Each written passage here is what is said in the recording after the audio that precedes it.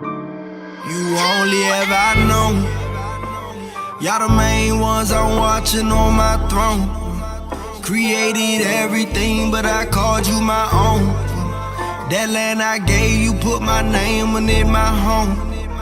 Yeah, that's my home. Israel, Abraham, Isaac, Jacob. I made a promise, can't nobody take it. I chose to put you above all the nations. Out of your graves, I chose to awaken. We made a covenant, don't you forsake it. Come get protected while they going crazy. Israel, my firstborn, my baby. Israel, my firstborn, my baby. I woke you up in your land of captivity. I do not change, I want you to remember me. Laws and commandments, I gave you the remedy. Go read the testimonies for your memory. I sent them prophets, but you wasn't hearing me. I come to you if you really come near to me. I heard your cry.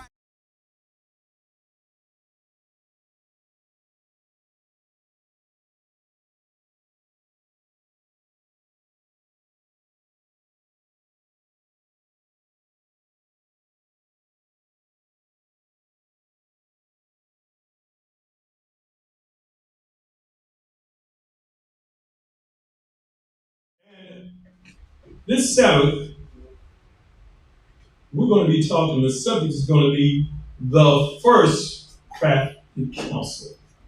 We know we've studied Psalms 83, talks about the crafty counsel. But there's a crafty counsel that's been going on. And some of the scholars out there, y'all might know when. But right now, we're going to use this. It's going to still be talking about 83. But we're going to have to deviate a little from that through our scriptures because we want to concentrate on the first one.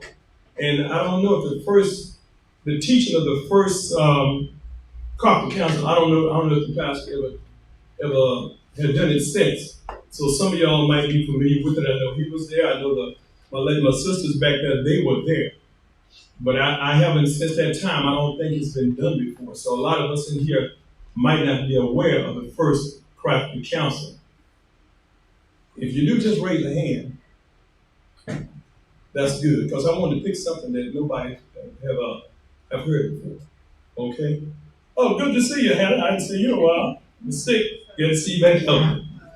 Okay. The first crafty counsel is going to explain a lot of things that we have taken for granted. And let's understand why there is a crafty counsel. Can anyone tell me why there is? Yeah, tell me why. Because we have to know there is a crafty counsel. We can't escape it. We can't escape it. No, and it's a reason to it. So can anybody tell me why?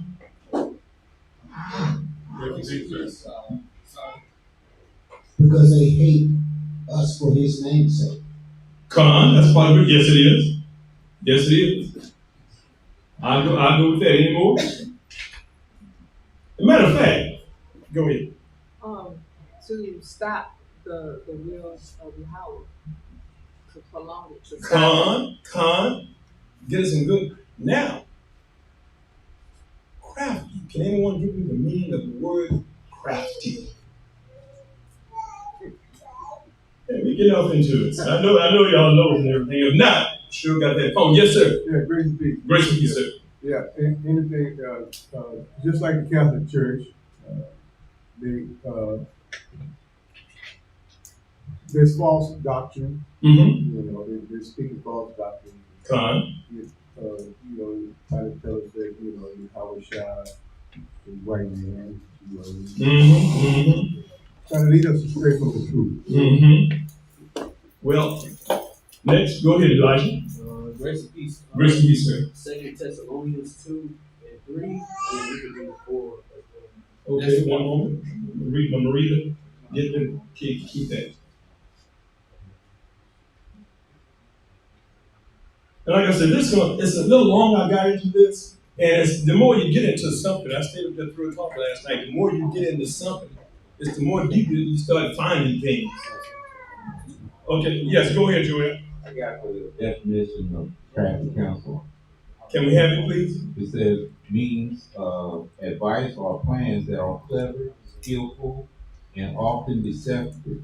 Tricky. That's it. And also it's cunning. So all the answers are right. But that's the one that they look at and say, yes, cunning, crafty, and evil. Yes. Okay. So he gives you a precept to look up. 2 Thessalonians 2 and 3. You get in there for both questions and answers. 2 Thessalonians.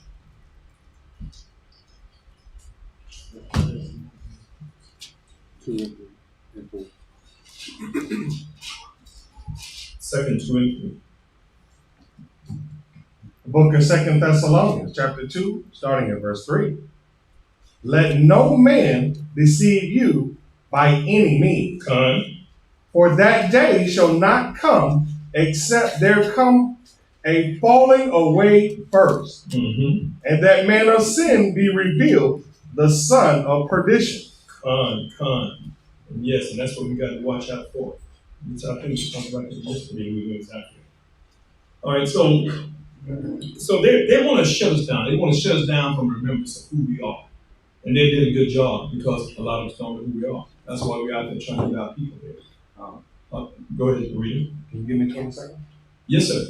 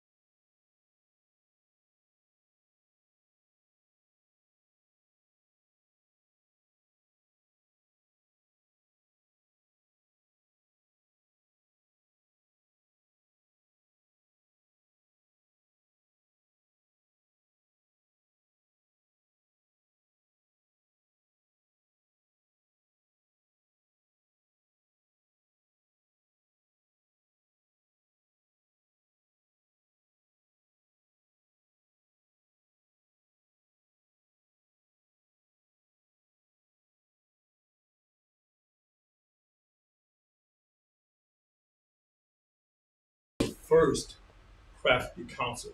Okay. Now, but while we're in that 725, what I'm doing that because I want to make sure I want to see who understands because, for instance, they said that they wanted to wear us out, and to wear us out mean that they want to destroy us. And so what we're saying is that there was another crafty counselor.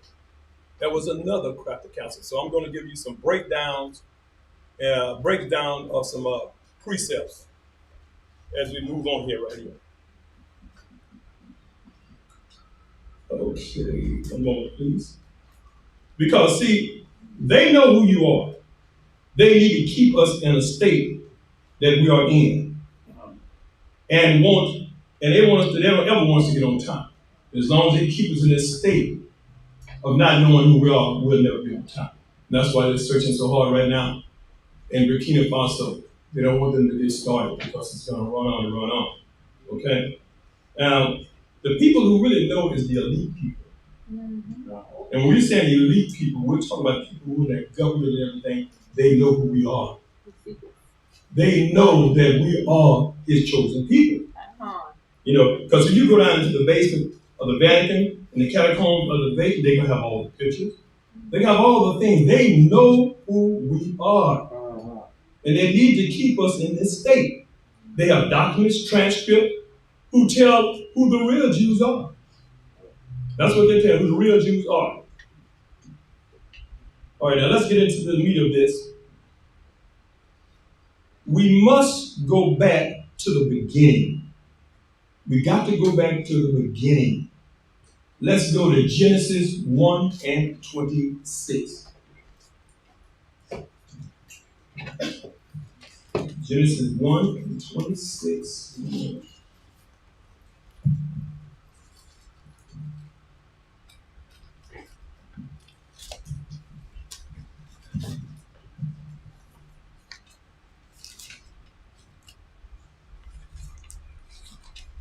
you get ready to read it.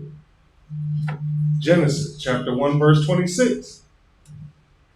And God said, let us make man in our image, after our likeness, and let them have dominion over the fish of the sea, and over the fowl of the air, and over the cattle, and over all the earth, and over every creeping thing that creepeth upon the earth. They was trying to explain the us. And it goes back to Genesis 1:1. Us. Because us is not what? It's not everybody. They have to explain it. They don't know how to explain it. Some know, but they don't want to. Some use the word Elohim. Some uses Elohim. Now, the M, which is Haim, that represents plural. And the Elo, that represents power. So take these notes down and get the meaning of it and everything. So there's more than one power. So when we go back to Genesis 1:26, what we see is dealing with more than one power. Those in the heavenly are those that are considered to be gods. They're considered to be gods.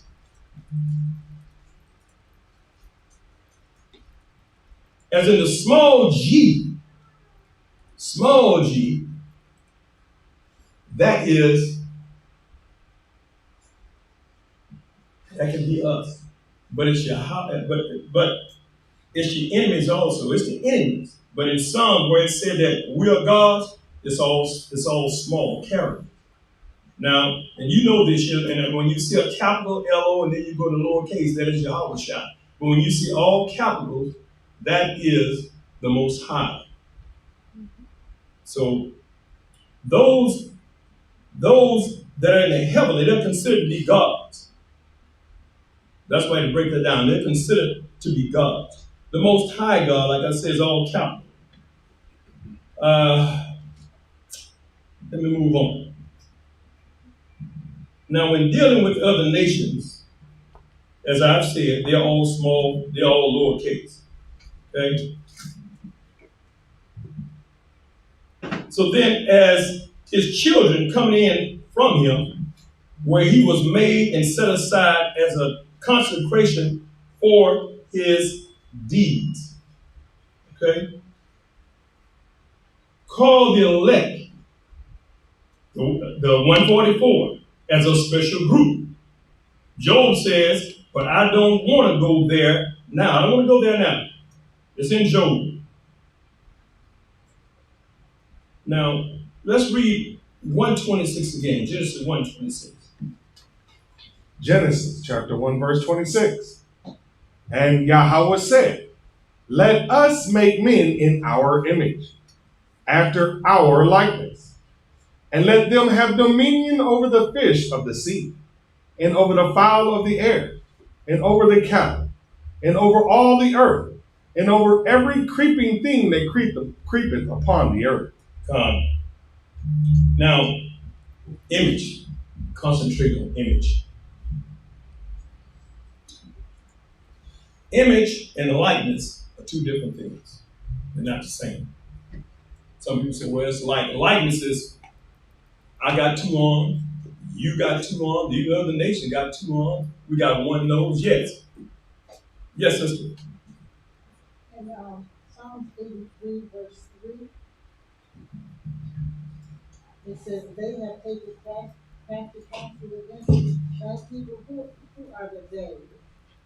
They are the ones you see in 83. When you see the Hagarenes, when you see Moab, those are different countries. Remember, Moab is China. Ammon is Japan. Those are the ones. But the crafty council we talk about now, we know about that crafty council. But the thing about it is that a lot of people don't know about the first crafty council because it's been happening. It's been happening way before that. And so that's the main thing that we're going to get out of this. And I'm just using some words, we're just going on it slowly, okay?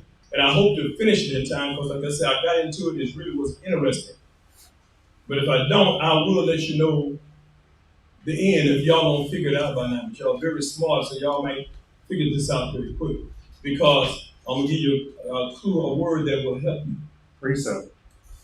Go ahead, please. Psalms chapter 64, verse 2. Psalm 64:2. This will help answer some of her questions. Okay.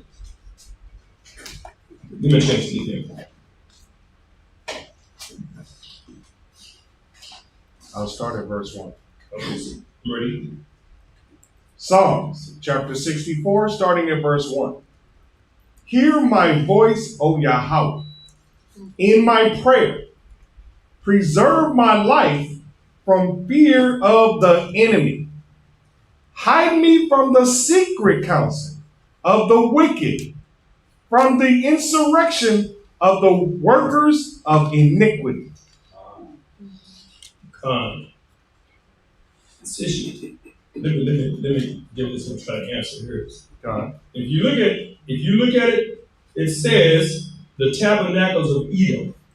We all know that that's a so-called Caucasian, we call the white man. And the Ishmaelites. And the Ishmaelites, we know who the Ishmaelites are, don't we? Who don't let me know? That's our brother. That's Ishmael. So these are our enemies because they started with what? Sub-Saharan slave trade. And it's still going on very strong now. We were just talking about a Bible study, how they were trying to sell a little black baby out there in Egypt. So these are enemies. The Hagarim, that's another Hamite group. Gabal, that's Roman. Idumea. Ammon is the Japanese.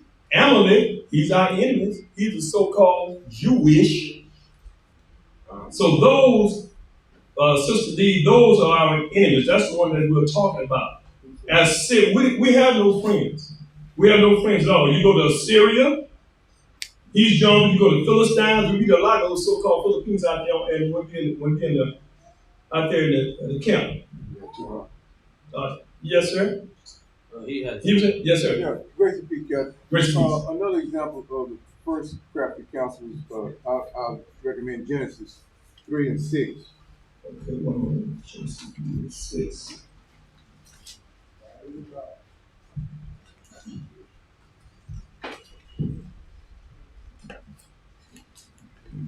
All right, whenever you're ready. Genesis chapter 3, verse 6. And when the woman saw that the tree was good for food, and that it was pleasant to the eyes, and a tree to be desired, to make one wise, she took of the fruit thereof, and did eat, and gave also unto her husband with her, and he did eat. We're getting close. Yeah, and the reason I mentioned that because those were the other nations she was listening to. That was the crafty counsel. You got the answer. Now we know, yeah, I wanted the last one, but you got the answer. You got to give you credit for it. Because that's what we call the first crafty counsel. A lot of people think, oh, the 83. But it was started way before then. When you had all the tribes and everything, I got it later on in my teachings. They was all gathering around us. What was the reason? Why? The reason is that they were jealous. They know that we was his children. It was mad because they wasn't his children. And so that he got the answer on there. That's what I'm talking about. That is the first crafty counsel. That's why we're doing the teaching, but we got a lot more precepts and things that we're gonna share with you and everything, just so that you can prove it and so on. But that was very well. That was very well. Yes. Thank you. Yes. Another example is the Wisdom of Solomon 14 and 16. Wisdom of Solomon 14 and 16. Read it. Wisdom of Solomon 14 and 16.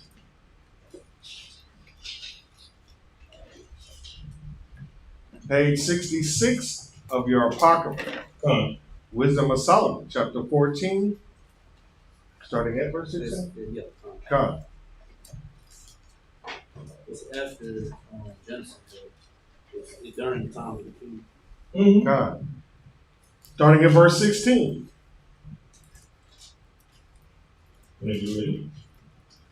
Thus, in process of time, an ungodly custom grown strong was kept as a law, and graven images were worshipped by the commandments of kings. Verse 17, whom men could not honor in presence because they dwelt far off. They took the counterfeit of his visage from far and made an express image of a king whom they honored, to the end that by this their forwardness they might flatter him that was absent as if he were present. That's all part of the crafty counsel to change the doctrine, to change the image, and that's what we're on right now, image. The image and the likeness. Let me get on with it. So my son can look like him. We know we all got 4 legs. 2 legs. I'm saying 4. We got 2. Well, let me slow down here. We all know we have 2 legs, 2 arms. That is likeness. That is likeness. So when we go there, my son don't look like me. Okay. So he is like me. So when we are like our Father, we have hair, ears, eyes, mouth, because we're what? We're like our Father. Oh, he looks just like my Father. Oh, he looked just like his son. Yeah, it's his son. Okay? So one moment here. Let me get this together here. So we are representation, like when we use the word begotten. Begotten means a prototype, firstborn. Matter of fact, when we last studied that was you who brought that up, that it was Becca's son, it was you. When I was reading last night, I looked at it. And so we're like our Father. Yahweh Shai said, what he said? He said, if you've seen the Father, you've seen me. That's image. When we see him, we're going to see an image of his Father. We know how we're going to look like. Why? Because he's what? He's our Father. Okay? So I'm going to break this down as I go. If y'all just go with me and everything. I got a lot here and everything. Because like I said, it's not a teaching. I was going a little bit more in the teacher's mode. But it's not teaching. I have to give you some precepts and everything and break this down so you know when you're asking him. Now,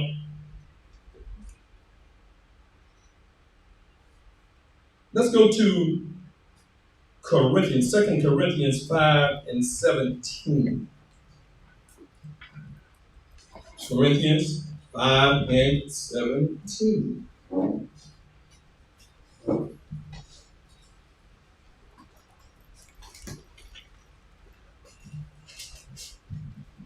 Second Corinthians chapter 5, verse 17. Therefore, if any man be in the Hamashiach, he is a new creature. Old things are passed away. Behold, all things are become new. Okay, hold that. That's good. That's one.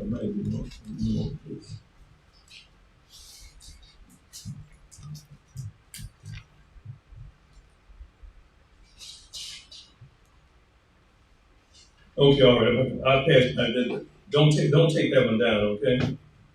That's something I might have been asleep. Okay. Now, all things become new. Now that's what we and that we understand. Now let's go to 2 Corinthians 11 and 7.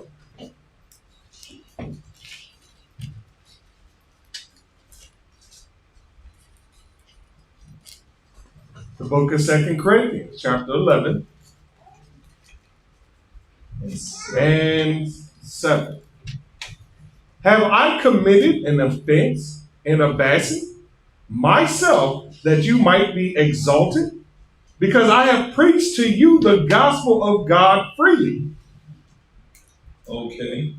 Now, that 2 Corinthians 5 and 17, I just had you more reading. I tell you, I stayed up late, 3 o'clock, so I might have put some things down.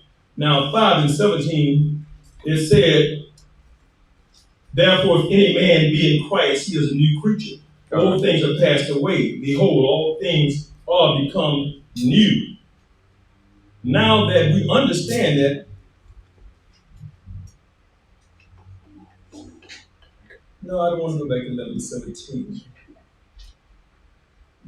Okay, because we want to stay in the image. I'm going to understand. Let's put some more precepts. Let's go to Psalm 73 and 19. Psalm 73 and 19.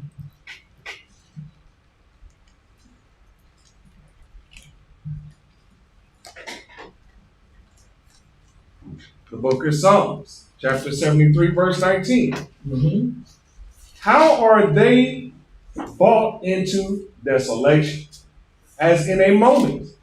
They are utterly consumed with terrors. Yes. So you see that we are brought in desolation, and desolation means to be destroyed. So we know that the people out there, they want to destroy us. Go to verse 20. Verse 20. As a dream, when one awaketh, so, O Lord, when thou awakest, thou shalt despise their image. There you go. Image. Image. And they keep giving us the wrong image. And a lot of people still, we're on the what? We are still on the white Jesus. So image is important. Very important. Now, it's interesting to read on a little more. Let's go to Romans 8:29. Romans 8 and 29.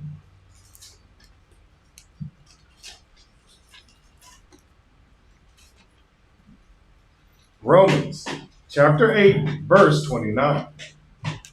For whom he did foreknow, he also predestinated to be conformed to the image of his Son, that he might be the firstborn amongst many brethren. Now, what this is showing is that you, me, we're already predestined in this truth. We're not here on our own. We're here because he already predestined us, and he put us, and he's showing us what he did is that he's put in there's a compelling force or drive that keeps us coming here. We're not coming here on our own. Wow. Okay?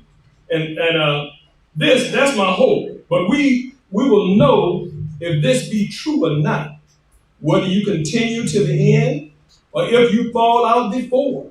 This, then, is because we have allowed yourself to be deceived. That's what we read earlier about do not be deceived. And it might seem easy to us because we're in the truth right now. But there's been a time that I was deceived. There's been a time that a lot of us have been deceived because we all had a white Jesus at one time or another. Unless y'all was born a little bit later. I was born in the 40s. So I saw this all the time.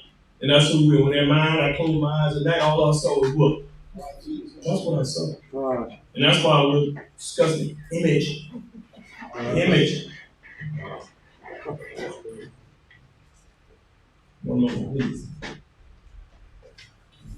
That's why the Bible says, woe to the man who puts his hand to the plow and then look back. Once you have committed, you got to go forward. If you committed, don't step back. Don't backslide. We got to keep going forward. Okay? Now go to Ephesians 1 and 5 for me, please. We're changing the image now, we'll be more on the predestined side. Ephesians chapter 1, verse 5. Having predestinated us unto the adoption of children by Yahushua to himself, according to the good pleasure of his will. Now, he knew, Most High God knew that we was going to fall out and lose our way. He knew that. But he said, I'm going to adopt you ahead of time. Meaning that he felt like, don't get mad. Don't get mad because he still loved us. If he loved us, me and not you. One moment, please. Let me read this way. Don't get mad if he loved me and didn't love you, because he do things for his purpose. Because the other nations wondering why he chose them. Well, he's the Most High God. He can do what he want to do. He can do what he want to do.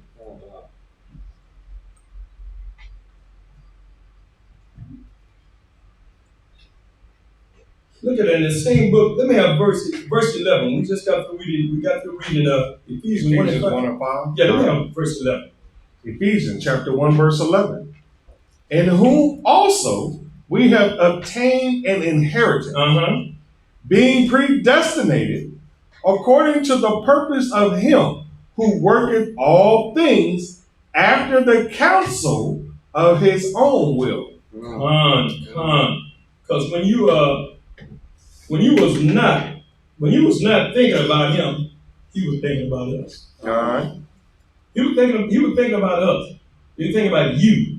His own will. Now let's go back to Romans 8:29 again. Romans 8:29 again. Romans chapter 8, verse 29. For whom he did foreknow, he also did predestinate to be conformed to the image of his Son. There it is again. He's predestinated, and he also brought the word image again. Image. And why we keep going to image right now? Because in the beginning, we look like our Father from the beginning. The other nation didn't look like him. So I'm concentrating on image right now and inheritance as we go along, okay?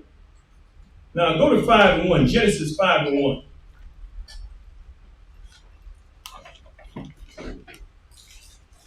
I'm looking at the time because the answer already been answered by my brother over there, but we're just gonna go and get some other little precepts, okay?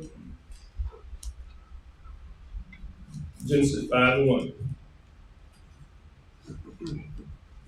Genesis chapter 5, verse 1. This is the book of the generations of Adam. In the day that Yahweh created man, in the likeness of Yahweh made he him. Stop. Now what he said, generations. So what is that telling us? It's telling us that there had to be a lot of people back there. Because he's always telling about his generation. And there was other people. And we're not going to get off on that, but there was other people. So it's telling you that there had to be a lot of people back there. Read on. Verse 2. Male and female created he them, and blessed them, and called their name Adam. Okay, at that time we were all called what? Adam. Adamites. We was all called Adamites, okay? And what that means, generation, it's in your lineage, and it means your seed. That's what it means, lineage and your seed. Okay. Now we get an understanding of that. If we read Genesis 2 and 4, go to Genesis 2 and 4.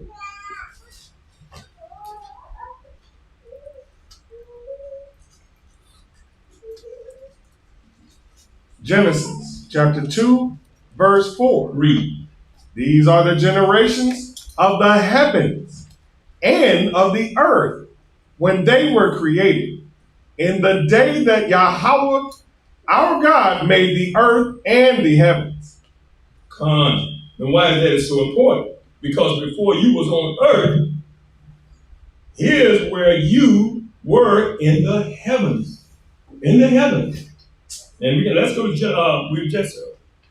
go back.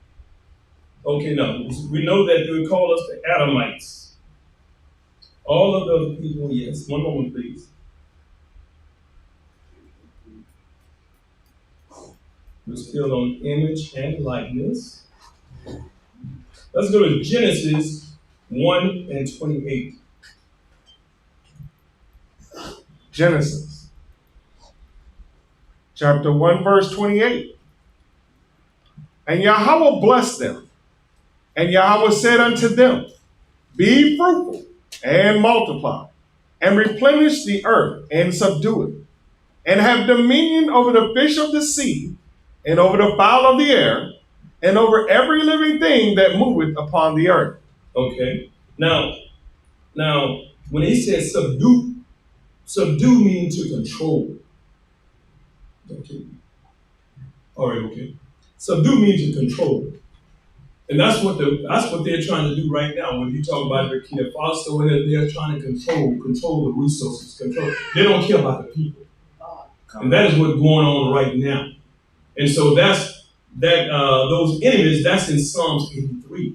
So that's going on now. Okay. Now let's go to 1 Corinthians 9 and 27. We'll prove this.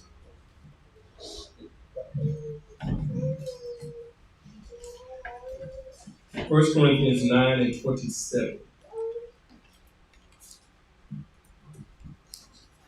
The book of 1 Corinthians, chapter 9, verse 27. But I keep under my body, and bring it into subjection, lest that by any means, when I have preached to others, I myself should be a castaway. Come. You got to control your own body. You got to keep it. Because you got to control your body. That's what subdue means. Control yourself. While I'm helping you get in the kingdom, I wind up missing out.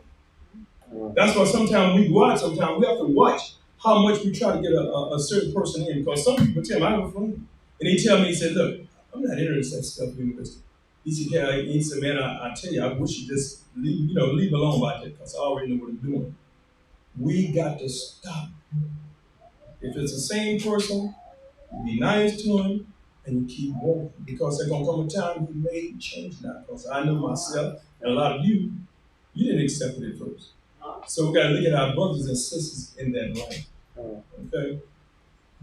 And I have about another 10 minutes right here, but the whole matter of this breakdown was to let you know he got it. Got 8 minutes. The whole matter was to find out, to let you know that there was another enemy, our enemies. It wasn't just Psalms 83, but it begins way back in the beginning, which Yehoshua, he's kind of got it. And I tell you what, that was the first time I had it too, but I ain't forgotten about it. Yes, sir. Grace and peace, sir. And regarding the matter of when sometimes you have friends that you're trying to get them to understand, it seems like they're not hearing you. Right. Offer John 6:44, sir. Gospel of John, chapter 64. St. John? Yes, sir. St. John, chapter 6, verse 44. No man can come to me except the Father, which has sent me, draw him. And I will raise him up at the last day. So when you are out there ministering in the world, you have to keep yourself in check. And always be thinking about what we just told you right now. Yes, sir. I had a precept as well. Grace and peace to those that be overshare of Revelations 10 and 9. Revelations 10 and 9. You said overshare. Revelations 10 and 9. About not wanting to, or hold repeat sometimes when it comes down to be true. Con. I guess you like keeping yourself in check. Revelation chapter 10, verse 9. And I went unto the angel and said unto him, give me the little book. And he said unto me, take it and eat it up, and it shall make thy belly bitter, but it shall be in thy mouth sweet as honey. Come. That's good. All right, now, let's go back to Genesis 1 and 28. Let's go to Genesis.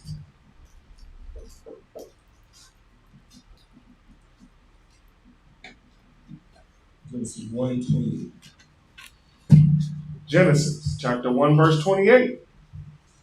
And Yahweh blessed them, and Yahweh said unto them, Be fruitful and multiply, and replenish the earth, and subdue it, and have dominion over the fish of the sea, and over the fowl of the air, and over every living thing that moveth upon the earth. Okay, let's stop right there. Now you notice something that's why it's in our people to be productive. We can make some kids. We can make some kids. That's what the Most High wants to do, be productive.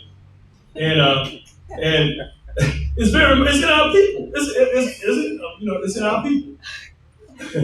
So what the world has tried to do is to kill our people, to kill our, we got the homosexuals. It's okay to be a homosexual. It's okay for a man to be born, and vice versa and everything. So he's trying to kill our babies. Margaret's saying, we all talk about the parenthood.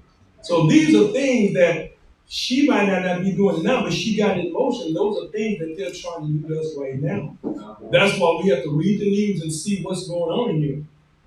Because the first thing they want you to know, I don't want to see the news. I don't want to see the news because it's all bad. It's about us. We see something coming to get us, we want to know before it gets us. Okay? So, because when Yahweh spoke out that we be blessed and multiply, we just multiplied. You have to remember, the crafty counsel didn't just multiply today. It's been happening from the beginning. It's been happening from the beginning. I want to prove this in a moment, but now I think that we're getting down. How many minutes do I have? I have 2 minutes. So I hope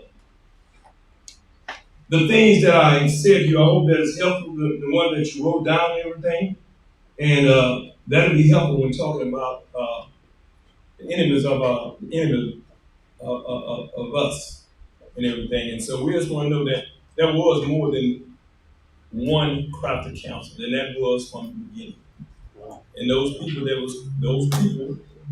most of them was Hamites. It was all Hamites, but they're different tribes, and they got together, and they didn't like that we were God's chosen people. So that's the main thing that we have to take out from here. So thank you all. Thank you for listening and giving me your ear, and I hope that you got something from out of the 3 breakdowns that we did give you because of time. But I got a lot more, and if there ever gives you a chance, opportunity, I may come on because I got 3 pages, and you can't get 3 pages in 30 minutes. I stayed there about 4 or 5 hours getting this together because it didn't have to be a teaching, just giving you different precepts for you to go to. Okay? So thank you, and then we're going to bring on our brother Yariel, and he will be doing the teaching. And I will be his reader. So thank you out there, and hope you got something from it.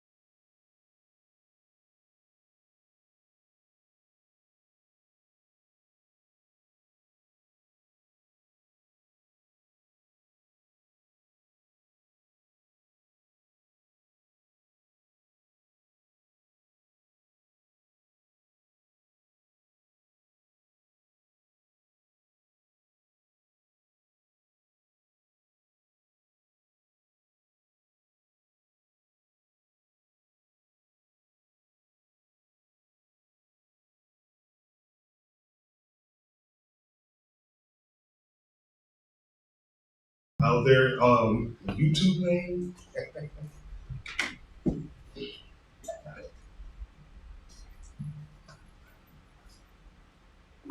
So,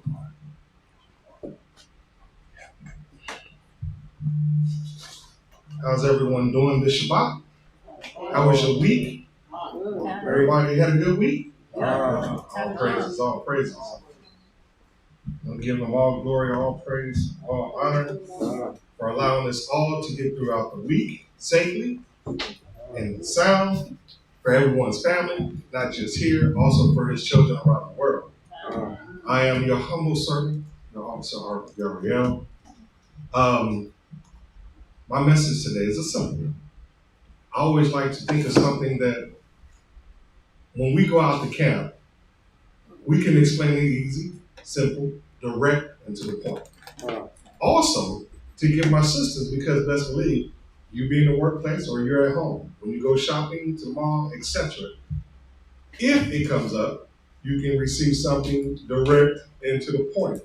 And it gets you just a little bit, because guess what? We all have the Bible app on our phones, right? So we should be able to highlight, go from precept to precept, right? And then take them, whether it be male or female, directly into this, right? So one more subject, and we've heard it multiple times. There's no such thing as a spiritual Israelite, right? That's my title. No such thing as a spiritual Israelite. Now, do we today have people that say what? What do they say? When you say, who are you according to the Bible? I'm atheist, I'm agnostic, I don't go to church. I'm just spiritual, right? That's pretty much what they say. You hear one of those three, Con. Now, when they say, I'm spiritual, what did that? Somebody please tell me, what does that mean?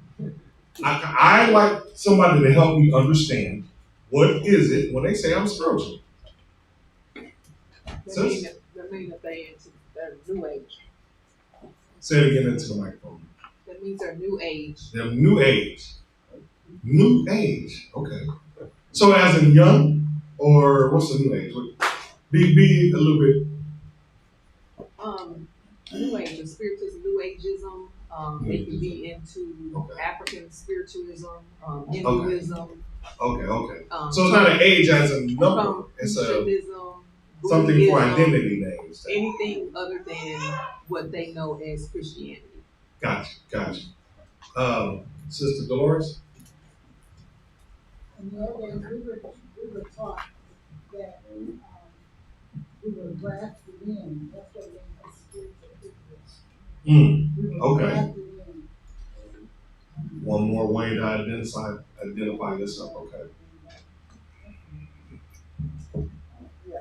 Hey, bro, is this mic on? Touch the microphone. Okay. Now you gotta know. Go ahead. It's about manifesting. So it's not one single God that we believe in, but an aura. It's just multiple different definitions. It's a gray area. Right. They don't believe in God, but they also don't believe in nothing. But it's really just self-worship. Interesting. Okay. So then, with it being so broad, right, that would include both negative and positive, good or evil. Being spiritual, right? The Asians call yin and yang, right? One is light, one is dark. You see them in little symbols, which is white or black. How that be, but that's another subject. That's interesting though. So being spiritual, I would hope somebody being spiritual would mean that they are the good side and not the bad side. I was going to say also it could be like if they say they believe in God, but they say they're spiritual, it's just they want to worship the Most High how they want to.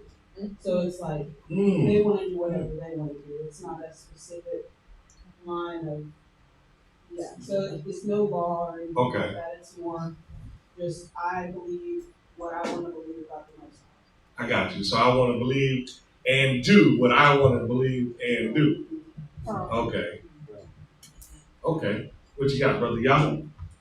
Grace and peace, officer. Grace and peace. There's nothing new under the sun. Come. Because in ancient times, Babylon was pronounced Babylon, meaning states of gods. Come. And in modern Babylon, the United States, where we are, look at all the different nationalities so it's in this country that gods taboos. Come. Facts. For real. I mean, Today, when it comes to today, we run into so many variations of spirituality, and we call them names. Those names would be a religious name. Each one has a different doctrine, but yet they all talk about the Father or the Son in one way, right? Some of them give, you three: the Father, the Son, the Holy Ghost, or Spirit, or whatever they call it. It's interesting, but it's a spirituality, right?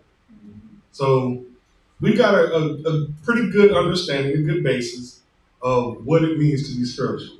But when they come into contact with us, though, right? When they come to Israel, right?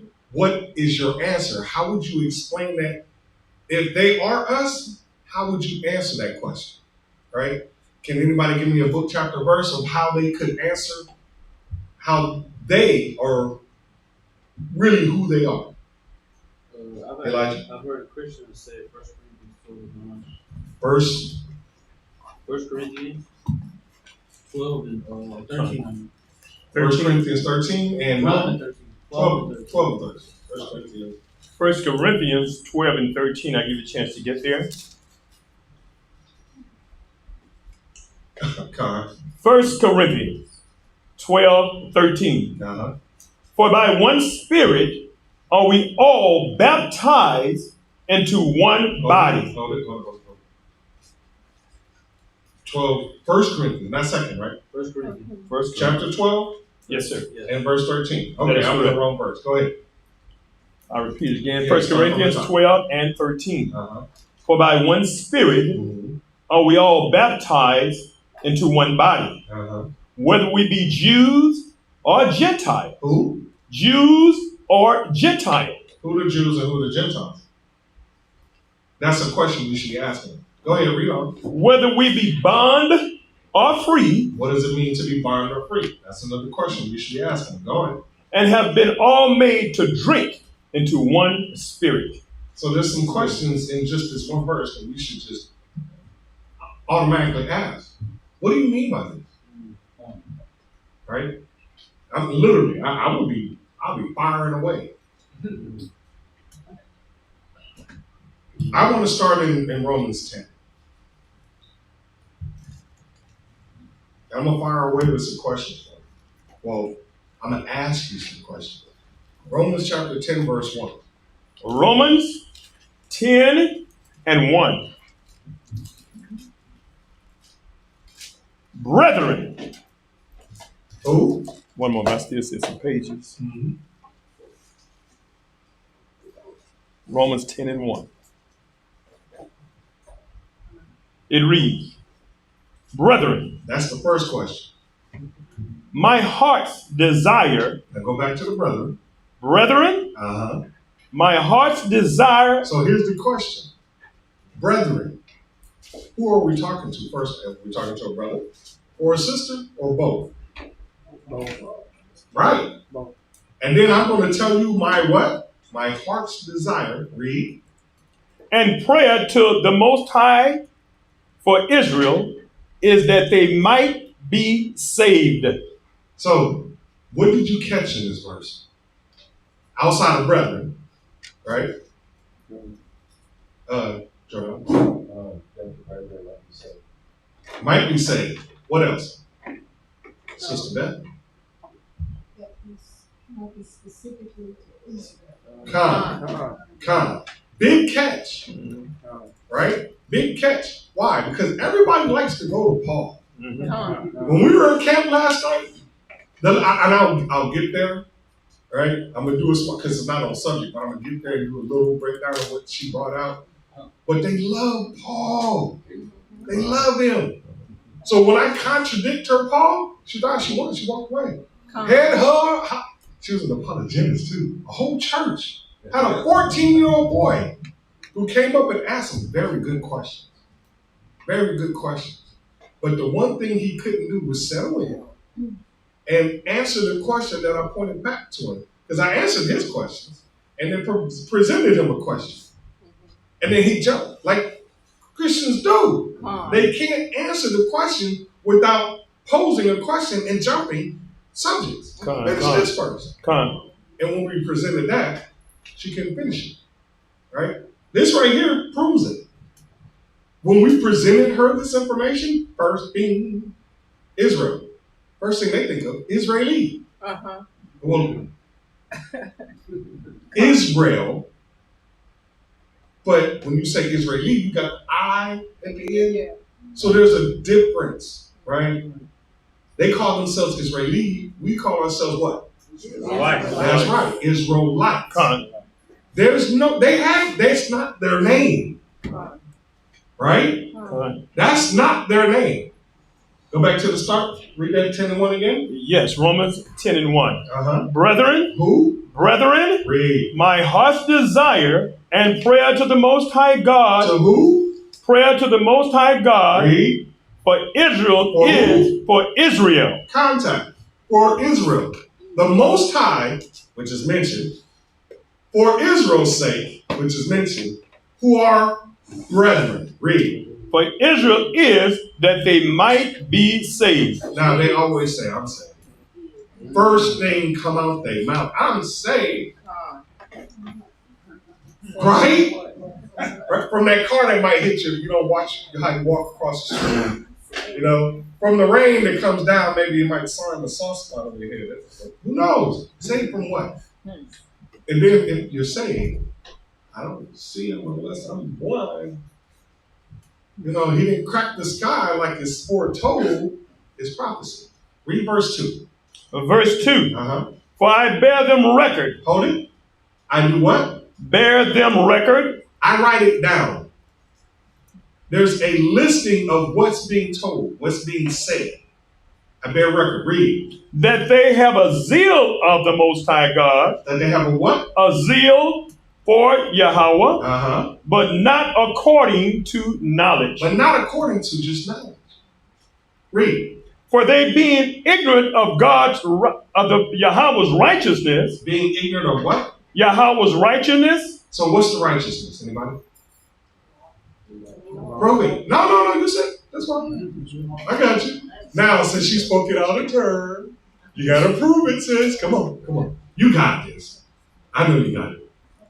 We've gone over righteousness all the time. Hold on. Oh, here. Yep. She said it. Yep. Come on. Give it to me. Don't. Yeah, you want. You know the book, chapter, verse. I know you know it. I know you know it. What is God's righteousness? Book, chapter, verse. Just I know you know it. I think it starts with what letter at the beginning of the alphabet? Fourth letter.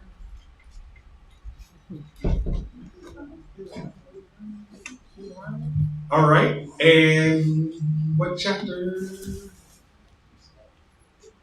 I gave you the hint. It starts with the fourth letter is D, right? Right? So all you got to do is answer the number for it. You got this. I know. Are you cheating over there, brother? 28. And a phone friend. God, Sister Beth, do you have the answer?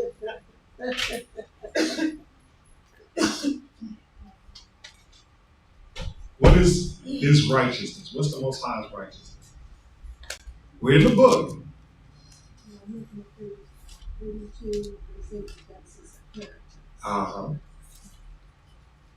Anybody else? Sister Sarah? Grace and peace. Grace and peace to you. Deuteronomy 6:25. God. Deuteronomy chapter 6, verse 25.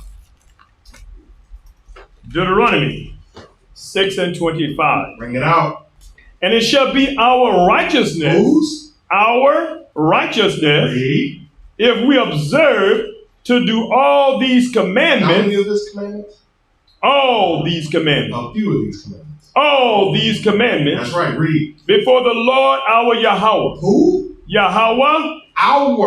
The the Lord our. Con. Read. As he has commanded us. Us. Not them. Con. Us. Commanded us. Our. See, when you read, take possession of what's yours. That's right. Right? Possession, they call it the 3 tenths of the law. That's a lie. Because what's mine stays mine. You have to take me out to take what's mine. Con. Right? You're not getting what's mine. I fight for this truth. You should too. Because this is our truth, not theirs. Con. They already call you Israeli when you're Israelite. How do they get that? Do you not understand history? Because before 1948, you ain't even heard of them. You ain't never heard of them. Let's go back. Read Romans 10, verse 4 again. From the top. Romans 10 and 4. For the Mashiach is the end of the law. Go back to verse 3. Back to verse 3. Verse 3. For they being ignorant of Yahweh's righteousness. So they are no longer ignorant. Because now they know what Yahweh, the Most High's righteousness is, right? We all do, right? We are no longer ignorant. But who? The brethren, which is Israel. Remember, all of this comes from verse 1.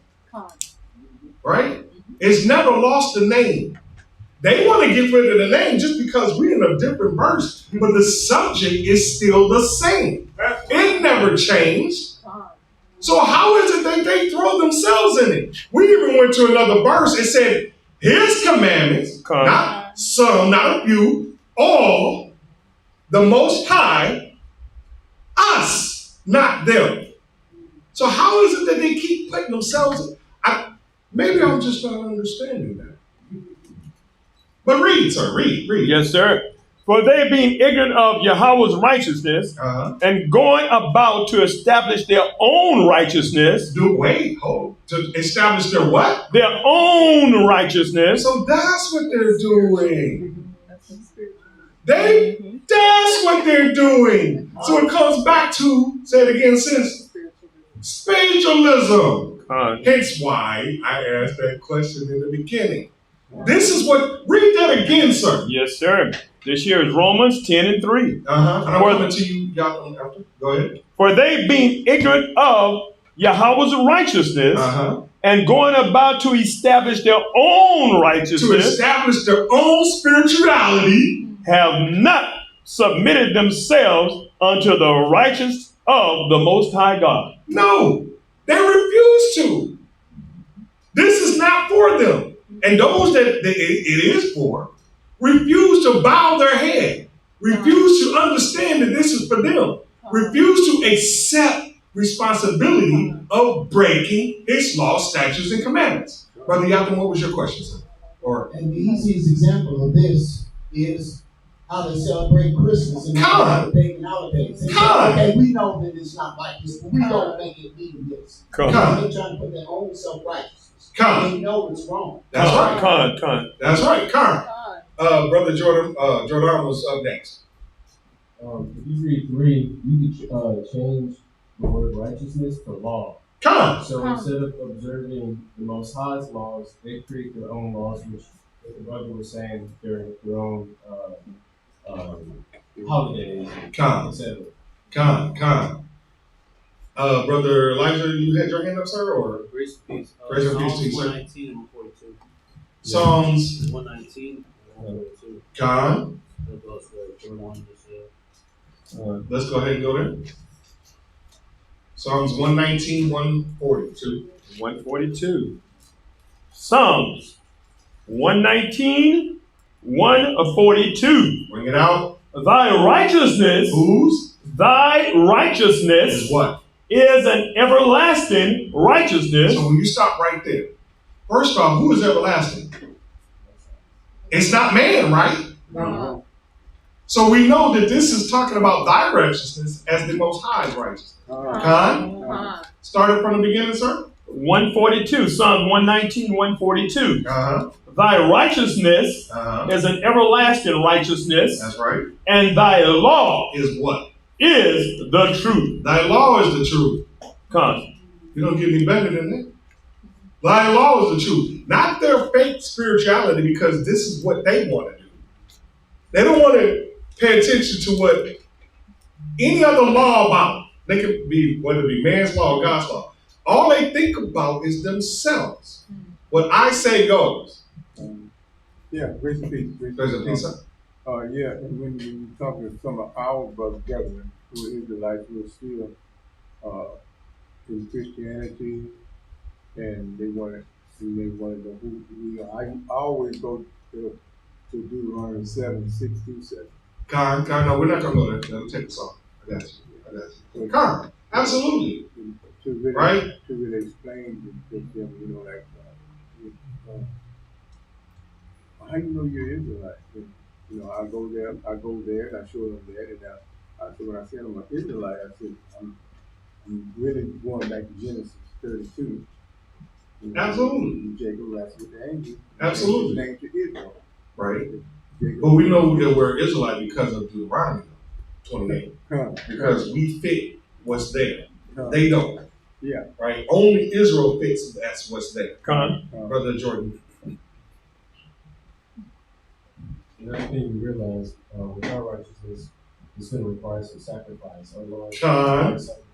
Their laws and righteousness don't require no sacrifice. Because if they've been here before, like they like to say, I've been regenerated. You know what I'm saying? No, my bad. They be reincarnated. They be reincarnated. So they've been here multiple times as probably an animal who, whatever, or another female and then whatever.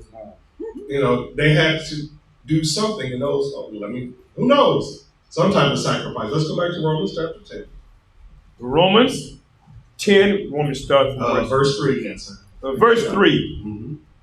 For they being ignorant of Yahweh's righteousness and going about to establish their own righteousness, have not submitted themselves unto the righteousness of Yahweh. They can't. They can't undo or stop being strictly for themselves. They're only for one person. That's me. Me. We have so much greed out here. All we're doing is, right, give me me. That's it. That's what this society is really based off of. Right? Screw even man's law. Screw definitely God's law. I want my own law. That's all that matters. That's it. Read verse 4. Verse 4.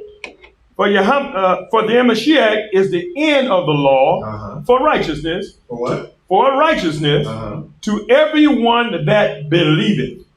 What does that mean? And can you give me a book, chapter, verse? Read it again, sir. Yes, sir.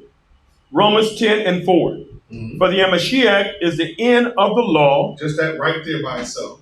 Read. For righteousness. Because we know it's the law, right? Read. To everyone that believeth. To everyone that believeth. Now, this young lady, like I stated, I was going to give it to you.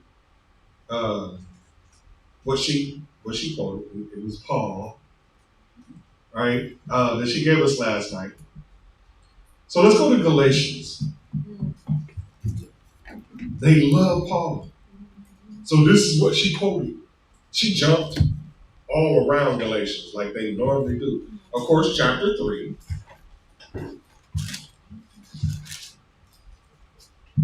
I want to start at verse 22, because this is pretty much where she started from. Galatians 3 and 22. Hold Romans 10, by the way, because we're going to come back to that. Yes, sir.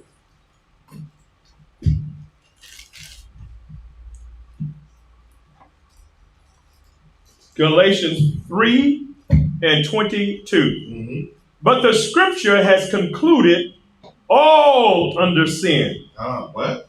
All under sin. So to start with, that's what she said. We all sin. We are all under sin. I said, so what happens when you repent? She didn't even answer that question. Mm-hmm. I said, wait a minute. What was his purpose in Matthew 4? What was his purpose in Mark 1:14? Just to give you two, of telling us to repent. If we all sin and can't do nothing but sin, then what's the purpose of repentance? And then when she finally got to the answer, she said grace. Which we're going, it's in here. I said, wait a minute, so does that mean that all the laws are done away with? And she went to try to explain to me, messed me up. I said, hold on, you confusing me. What do you mean? For you to explain what you're trying to tell me, I need to have some type of understanding. So you need to tell me, what the question? I need you to tell me, what do you mean? So start verse 22 from the top. Yes. Galatians 3:22. But the scripture has concluded all under sin. That's what she said. Read. That the promise by faith. The what? Promise by faith. Right. Of Yahushua the Mashiach might be given to them that believe. That's what she said. My Jesus. That's what the ignorant call him. We call him by his name, Yahushua. Right? My Jesus. He said, when I was going to go there, because I was going to drop everything just to go there and prove her wrong, she said, and what? Wow! Just because you quoted some Galatians, that's incest, right? And you think you did something. I clap. All praises. You know what I'm saying? You took the floor. You stole a moment for yourself. But the thing about it is you proved nothing. There was the 14-year-old young man stood there and laughed. And then he stood there another 5 minutes before he left and spoke to us a little bit. Then he left. But he had more of a gumption to stick around than she did. He was actually just a little bit more knowledgeable than she was, and was trying to prove a point. And he took his little beating. It was no cut. That's not what I do when I go to camp. I provide you with that point, and you try to take it away. Right? He couldn't do that. But he did do better than she did. Read verse 23, sir. Verse 23. But before faith came. Who? But before faith came. We know who that is, right? Who this faith is? God. Read. We were kept under the law. We were done what? Kept under the law. So before he came, we were kept under the law. Now, she did admit that. Even though then, we sinned by being kept under the law, which she admitted. But then, all of a sudden, the law, before we even got into the New Testament, is gone. But this says we were kept under the law. Read. Shut up unto the faith. Which should afterwards be what? Afterwards be revealed. Be revealed. Read on. Wherefore the law. The who? The law was our schoolmaster. It was our what? Schoolmaster. Read. To bring unto us the Mashiach, that we might be justified by faith. And by faith. But after that is come we. After faith is come, start from it. There you go. Read. We are no longer under a schoolmaster. So that's exactly what she gave. She didn't quote it verbatim, but that's what she gave. And then she went to verse 27. I'm sorry, it's lucky. 28. Read. Verse 28. There is neither Jew nor Greek. There was neither Jew nor Greek. There is neither bond nor free. There is neither male nor female, for ye are all one in the Mashiach Yahushua. They want this so bad. Having no clue as to what they quoted. And she quoted, and here's the thing, they can quote this so well. I mean, they a few words off here, but they can quote it so well, but have no understanding to it. And they want to leave after they say it. Her John 3:16, of course, it was used. And when I said, so who's the world? She immediately left John and went back to Paul. And then she brought up the Greek, no Jew, no Greek. Now here's the thing. In any translation outside of the 1611, where's the Greek history in this book? Right? But you said neither Jew nor Greek. Where's the Greek in this book?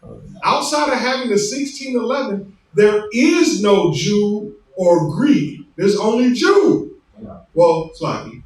There's Northern and Southern Kingdom, because not everybody's a Jew. Right? There's Northern and Southern Kingdom, and then there's Roman. There is no Greek. But they like to Jew nor Greek. And they can't answer that question. If you tell them that, they'll be confounded. But they said, no, you going off this. It's not. See, when you point out things that they can't understand, that leads you to one conclusion. You're not us. How did what's the rapper name? They not like us? Yeah. His song went #1. They not like us. And we're just starting the tip of the iceberg. I ain't even got to lower it. I mean, if we keep going on, I might cut. Don't take this personally, y'all. No. If you not us, don't take this personally. It's just a lesson, right? That's all. Just a lesson. Take it as is. Understand that there are points that's just not for you, and this is one of them. That's all. Those of us that do, that are us, take this as ammo, right? And then when you have enough, and if you got a leader, hit the streets. Give them the truth. That's your responsibility. Remember what's commanded us, right? So, I didn't want to stay in Galatians too long. So Go back to Romans. yeah, go back to Romans 10. We need to read verse 5. This is the book of Romans 10 and 5. Mm-hmm. For Moses describeth. Hold it. So we're not just in the in the New Testament, what they call the so-called New Testament. Because this said for Moses what? Describeth. So it's back then. It goes way back. Read. The righteousness. The who? The righteousness which is of the law. The righteousness which is of the law. Now interesting, right? Moses said this. Read. That the man which doeth those things shall live by them. So a lot of Christians stick only with the so-called New Testament. Those that do go back, they don't know where to go back to find. Which part of this is Moses talking about? Right? Moses described it. It tells you, without telling you, Moses described the righteousness. First off, we know what righteousness is, right? Law. So we know that Moses here, which is describing something, has to do with the law. Right? So, let's go to Leviticus. Let's deal with something that Moses deemed the law, right? Wrong book. Leviticus 20. Yes, sir. There. And let's start at 22. Leviticus 20 and 22. Okay. Bring it out. Ye shall therefore keep all my statutes. Oh. There's the start of it right there. What Moses is describing is what the Most High said for us to do. Read that again, sir. Yes. Leviticus 20 and 22. Uh-huh. Ye shall therefore keep all my statutes. Not some of them. All my statutes. That's right. Read. And all my judgments. And what? And all my judgments. See how the description is here? Read. And do them. And do what? And do them. Read. That the land whither I bring you to dwell therein spew you not out. So now we know the time period. We know what was being described, and now we know the time period of where Moses is at. Right? Read. Verse 23. And ye shall not walk in the manners of the nation. Hold it. Read that again. Slow it down so our audience can understand what is being said. Come. And ye shall not walk in the manners of the nation. Now, what season are we in? What's the next holy day coming up. Thanksgiving. Thanksgiving. What did that just say again? Read that again, Sergeant. Yes, sir. And ye shall not walk in the manners of the nation. Of the nations. Now, the Bible calls you a nation, a people, a tribe. It gives you derogatory names. Dog, heathen. In this case, you're just a nation. But I can find verses that calls you a heathen nation, because we know this is not us, right? Do not walk in the manners of the nation. Read. Which I cast out before you. So we know that's them, not us. Read. For they committed all these things. They did what? Committed all these things. Read. And therefore I abhorred them. I hate them. Very direct. To the point. What did I say? I'm going to arm you. So that way when you come and they say, oh no, I'm spiritual, which we already got to, right? When they say I'm a part of or I'm drafted in, we already killed that. But we got more to go, right? So I'm going to make sure you are well equipped. Read on, son. Verse 24. But I have said unto you. What? I have said unto you. I have said unto you, Israel, read. You shall inherit their land. You shall what? Inherit their land. Their land is going to be ours, not everybody's. Read. And I will give it unto you to possess it. So it's mine. To possess. Mine. If it's mine, you think I'm not going to fight for this? Right? It's mine, not yours. Right now, I'm in the loss of the state of identity theft. Right now, I'm living under these curses. But guess what? My eyes are starting to slowly open to this truth. And when I say it's mine, it's mine. That's right. Say it loud. Mine. Read. A land that floweth with milk and honey. Read. I am the Lord your Yahweh. I am the Lord your what? Yahweh. I am the Lord your God. Mine, not theirs. Read. Which have separated you from other people. That right there, highlight, underline.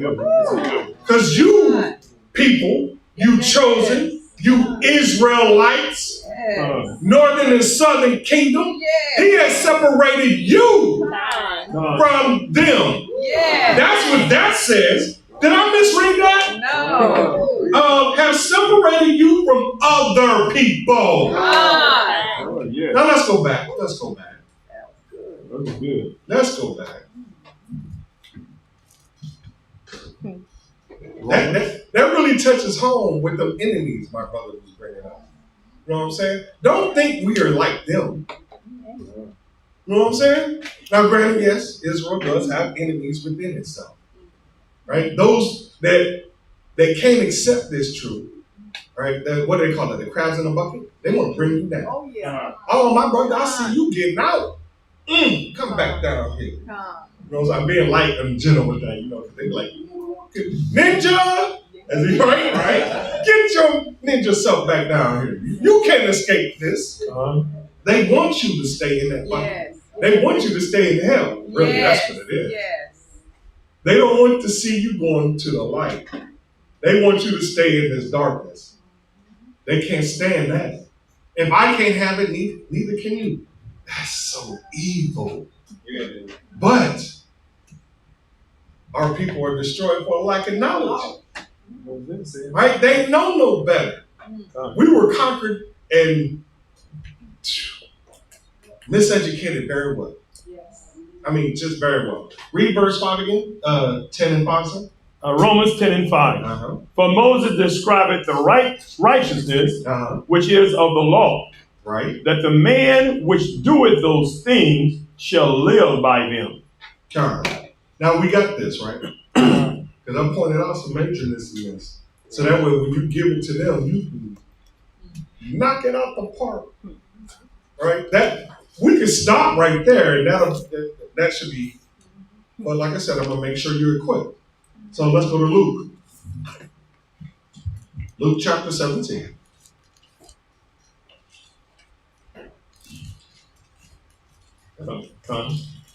Starting from verse 20, sir. Luke 17, verse 20. St. Luke, verse 17 and verse 20. Mm-hmm. Give me a chance to get there, please. St. Luke 17 and 20. We're going to read the verse 24. Yes. And when he was demanded of the Pharisees, when the kingdom of Yahweh should come. When the what? The kingdom of Yahweh should come. He answered them and said, read. The kingdom of Yahweh cometh not with observation. So in other words, we will not see it coming. It's not this city that's going to come out the sky.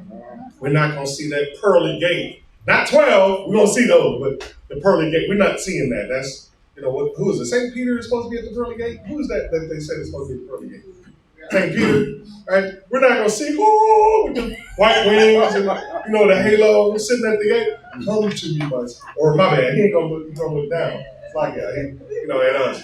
We're not going to see that. That's not what we're doing. Read on, son. Verse 21. Neither shall they say, lo here or lo there. For behold, the kingdom of Yahweh is within you. So where's the kingdom at? That's right. Read. And he said unto the disciples. Now hold on. Slack. So we got back to, we already stated who this is dealing with. Because they like to say that they're saved and they're ready for the kingdom. That this is for them. Right? If the kingdom is within us, who is the us? Israel. Right. Are you ready to go back to them to show them that we're all? None of this has changed. Right? The fullness of the book, not half the book. Right? He comes in the fullness of the book. So that means his laws and the statutes and the judgments are from the beginning through the end. You're going to probably have to remind them of that. Right? But you got a great one in Romans, and you got an even better one in Leviticus, right? And you can precept off of those, right? And then you can still come here and then keep going because it'll say more. Verse 22.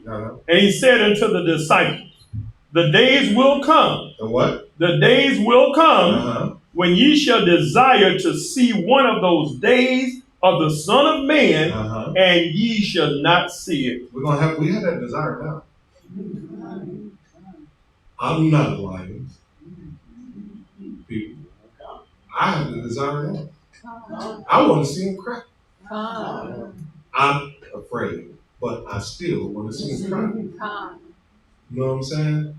Ecclesiastes 12:13, fear Yahweh and keep his commandments. Right? I'm going to do my best every day.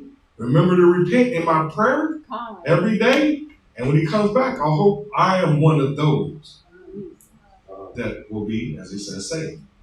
Right? There's hope. You have that. And basically, they were, he talking to the disciples. They were seeing him. They were seeing him already. And they said, when you're going to look up, you're not going to see him. That's right. But this is still dealing with the city, supposedly. With the you hear the music. You might have the sprinkles or something. It just made me think back to blessed are those who have not seen and yet believe. It made me think about that. Exactly.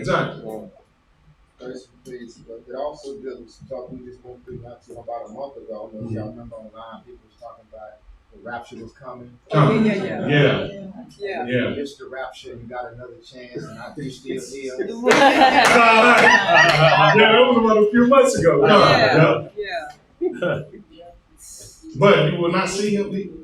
When we do seek him, be afraid of the nations.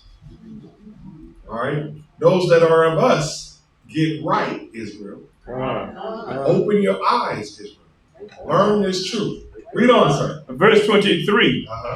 And they shall say to you, see here, or see there. Go not after them, nor follow them. That's what my brother was just talking about. This rapture. There was a lot of people that actually followed after them. Sold their worldly possessions. Oh, yes. You know what I'm saying? Con. Brother Yapa. Okay. Well, here's the sum of the matter for all those with the commandments. It's in Revelation 22, 14, and 15. Just read 14 because that'll be enough for us. Con. 1 minute. Revelation 22 and 14. Revelation 22 and 14. Mm-hmm. Blessed are they that do his commandments. Say that again, sir. Blessed are they that do his commandments, Read. that they may have right to the tree of life. So is that important? Yes. Yes, read. And may enter in through the gates into the city. Because without that, you're not getting into our gates. Right? You know, let's go ahead and read 15, because they need to know this. 13. This is Revelation 22 and 13. No, 15. 15. For without are dogs, and sorcerers, and whoremongers, and murderers, and idolaters, and whosoever loveth and maketh a lie. That's a lot of them other folks. A lot of, first off, dogs. Understand and realize who you are. Best believe there are some Israelites in that too. I'm sorry to say. You know, I'm not going to say it as proud because I'm not. But to the other nations, dogs. I'm just repeating what the book said. Dogs. That's right. I don't mind saying that because that's what the book said. What else does it say? You sorcerers, because there are some that are out there casting spells. That's right. You witches, there are some of you out there that are casting spells. Read on, sir. Yes. 16. No. Verse 15. After sorcerers. And whoremongers. Yes. There are a lot of you out there for that. But understand what the whoremongers are. Right? It's not just physical. It's those that go from whether it be camp to camp or from religiosity to religiosity. Because there are a lot of people that go from one church to the next church. They're seeking the truth, but they don't know how to, I mean, believe it or not, you're going from one doctrine to another doctrine to another doctrine, right? Let me go with you first and then we'll get back to you. Yeah, that's why I said go with him first and then back to you. Not only as far as the spiritual whoremongers are idolaters, but physical, but it's also the spiritual. Come. There, like you say, going from camp to camp, there are those that you're getting the teaching, but you're still trying to infiltrate and pick up from others that are not your leaders, that are not your teachers, That's right. have not been assigned to you. You're bringing in our different ideologies or thinkings or thoughts from other people that are not. That's like a wife going to ask the husband, going to ask the man next door, what does he think? For real. Or the next neighbor, or the neighbor across the street. Right. You know what I'm saying? That's crazy. Brother Jordan. I was just pointing that. Oh, okay. God. Appreciate it. Let's go back. We're done with that. Let's go back to Luke. Reading 23 again. Luke 23. 17:23. Yes, sir. Slocky. Now, we were. That's it. 17:23. Yes, sir. Yeah. St. Luke 17:23. Mm-hmm. And they shall say to you, see here, or see there. Go not after them, nor follow them. Read. 24. For as the lightning that lighteth out of the one part under heaven, shineth unto the other part under heaven. What does that mean, by the way? Read that again, sir. Yes, sir.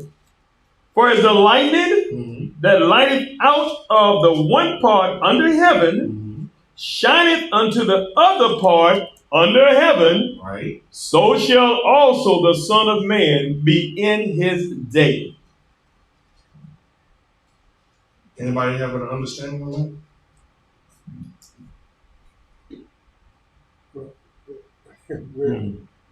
Go ahead. What you got? Well, it was just saying, you know, that like at nighttime, you see the lightning storm. If it flash in the east, you can almost see all around. almost way off to the west. Mm-hmm. Because of the light, the way the light. So basically, in this ball that they say, if you see me here, you can't see me here. But if we are on this plane like it's supposed to be the truth, which is the truth, yeah, he might come here, but you still don't see him. That's right. Jump down to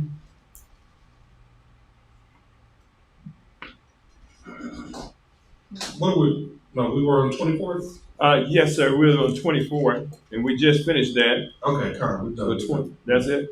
Yeah, let's move on. Because, but basically, repeat 24 again.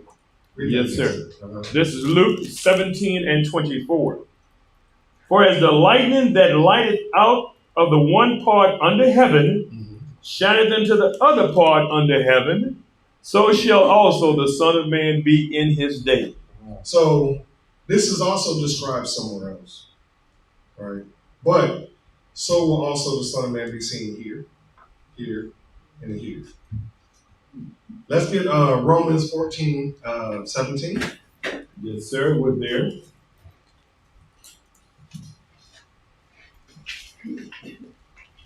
Don't go Romans to 17, chapter sir. 14, verse 17. Okay, 14, 17. Romans 14, 17. Bring it up. For the kingdom of Yahweh is not meat and drink, but righteousness. But what? But righteousness and peace and joy in the Holy Ghost. Joy in the law. Con. This is talking about the kingdom of Yahweh. It's not just going to be meat and drink, because that's what they think it is. It's going to be a party, y'all. Drinks everywhere. You heard this song, if you remember my generation. You know what I'm saying? It's not going to be a party, y'all. It's not just that. Think something else. You're going to be holy. What makes you think, we're going to be partying and skipping and twilight? What makes you think that? There's nothing a part of that gives you law and order. Nothing. Read that again, sir. Yes, sir. Romans 14 and 17. For the kingdom of Yahweh is not meat and drink, but righteousness. But what? Righteousness and peace and joy in the Holy Ghost. That's right. Right? Let's go find out some more. Isaiah 60. By the way, these are precepts. I would definitely hook these up. Isaiah chapter 60, verse 19. Isaiah 60, 19. Bring it out. The sun shall shine. No, I'm sorry. No, you're fine. So like, matter of fact, hold on. Jump up a verse. Yes. Isaiah 16, 18. Violence shall no more be heard in thy land. Say that again, sir. Violence shall no more be heard in thy land. So what is this describing? Starting already a description. There will be no more violence. Read. Wasting nor destruction. None of that. Read. Within thy borders. Within what? Within thy borders. So maybe in their land, but not our land. Read. But thou shalt call thy walls salvation. Call them what? Salvation. Read. And thy gates praise. All praises. Read. The sun shall be no more thy light by day. That's right. Read. Neither for brightness shall the moon give light unto thee. Do what? Neither for brightness shall the moon give light unto thee. Because it's going to be light all day. Are y'all picking this up? Right? This is kingdom here. Read. But the Lord shall be unto thee an everlasting light. He's going to be a what? An everlasting light. Kingdom. Read. And thy God thy glory. That's right.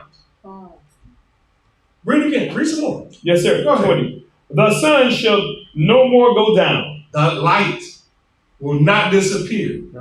Read. Neither shall thy moon withdraw itself. For the Lord shall be thine everlasting light. Our what? Everlasting light. Read. And the days of thy mourning shall be ended. It's over with. We're going to be in our joy, our peace. That's what Romans called it. This just elaborates more, right? What else do we want? Let's go to, matter of fact, let's pick up the Apocrypha. Let's hit Baruch.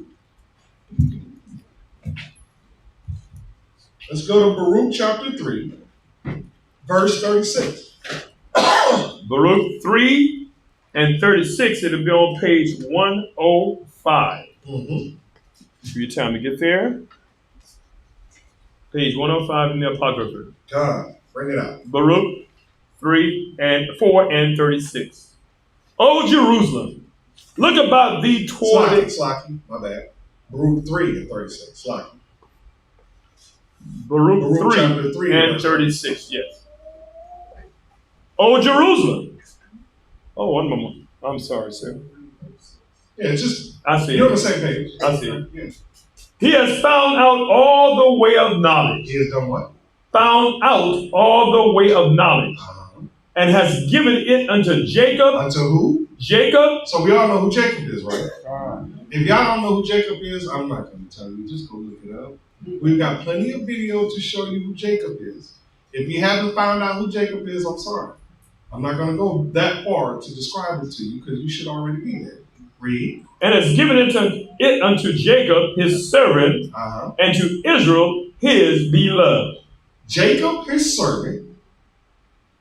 And to Israel, his beloved. So, southern kingdom, northern kingdom. That's your hint. Who Jacob is. So you should be the farther rest. Right? But this is a very powerful verse. Read on, sir. Yes, sir. 1737. Afterward did he show himself upon earth and converse with men. Who was it that he showed upon earth and conversed with men? Yahushua. He was here. He conversed with us. Remember, he taught us the truth. He shined his light unto us, who at the time were the Gentiles. Same thing he's doing now. He's opening up our eyes, bringing us out of darkness into his marvelous light. Right? Any questions so far? Anybody? Anybody online, sir? On subject? No, just some comments, statements. Okay. Anything to do with? I just popped in. Come on. Sister Jennifer Coleman asked, will the last verse the brother read in Matthew be talking about two houses witnessing to each other in the awakening to their true identity in Hamashiach, and the two houses becoming one again? The last one we read in Matthew. I didn't read from Matthew. Ezekiel. No. What did I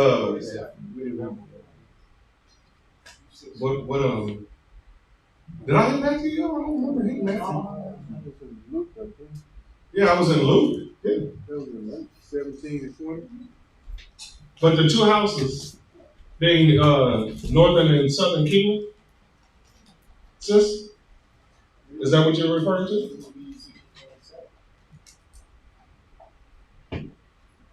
Yeah, that'd be the two sticks. Is that you referring to? That's in Ezekiel 37, yeah. Right. Did she respond back yet? Not yet. Okay. Well, let's move on until she responds back. Let's go to Jeremiah. Yes, sir. Because we should be taught this, right? So we should know where we want to go on this. Jeremiah, who is supposed to teach us? Who is supposed to teach us, by the way? Who's supposed to give us this truth? And do you know what book, chapter, verse we want to go to? Anybody? Who is supposed to teach us, give us this truth? Think about it. There's a very great man that's our shepherd. He uses that term. Right? What's his position? And once you think of that, that means they're supposed to teach us this truth. So what book, I gave it away, but what chapter do we want to go to show those pastors what they're supposed to teach us, that they don't? I'll give you a clue. It says, whoa. Joel knows it. I ain't gonna, don't blast it out. Hold on, bro. I know you know it. Sisters, I know you got to know this. It says, woe. I'll give you that. Woe unto the pastors. I give you that. Woe unto the pastors. Already there. Any idea? Remember, it's in Jeremiah because I already gave you the book.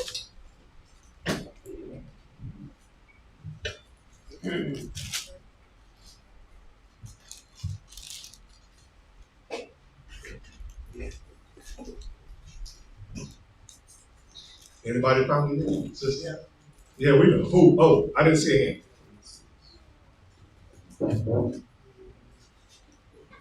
I knew it would be one of y'all too. I knew it. Okay, if y'all do, you're not confident, sis? Okay. No, I know you would. Yeah, are you confident? I mean, she confident. Yes? No? There's 3 of us. Confident? Okay, my 3 sisters that raised their hands. Name the chapter.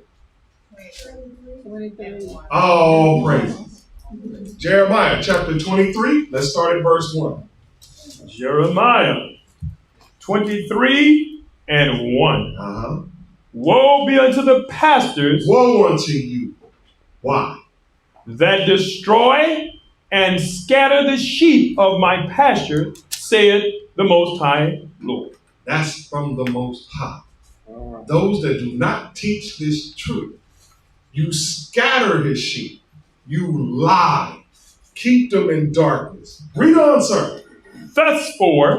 Therefore, thus saith the Lord Yahweh of Israel. So the Most High, the God of Israel, says what? Against the pastors that feed my people. What did he say against them? Ye have scattered my flock and driven them away. Did what? Driven them away. So today, we see videos on every major media feed showing these pastors. Right? It's right here. Right? It's in black and white for some of us. Some of us might have a Bible with some colored letters in it, but it's right here. It tells you what they're doing. Read. Ye have scattered my flock and driven them away, and have not visited them. You have what? Not visited them. Taught them the truth. Read. Behold, I will visit upon you the evil of your doing, saith the Lord. I will visit upon you the evil of your doings, saith the Lord. That's from the Most High. Guess what's going to happen to you, pastors, who scatter and lie to my sheep, who make them go from this to this to this to this, who makes them unsure of where to go. Right? Both him or her. Because that's the leaders of the household. Right?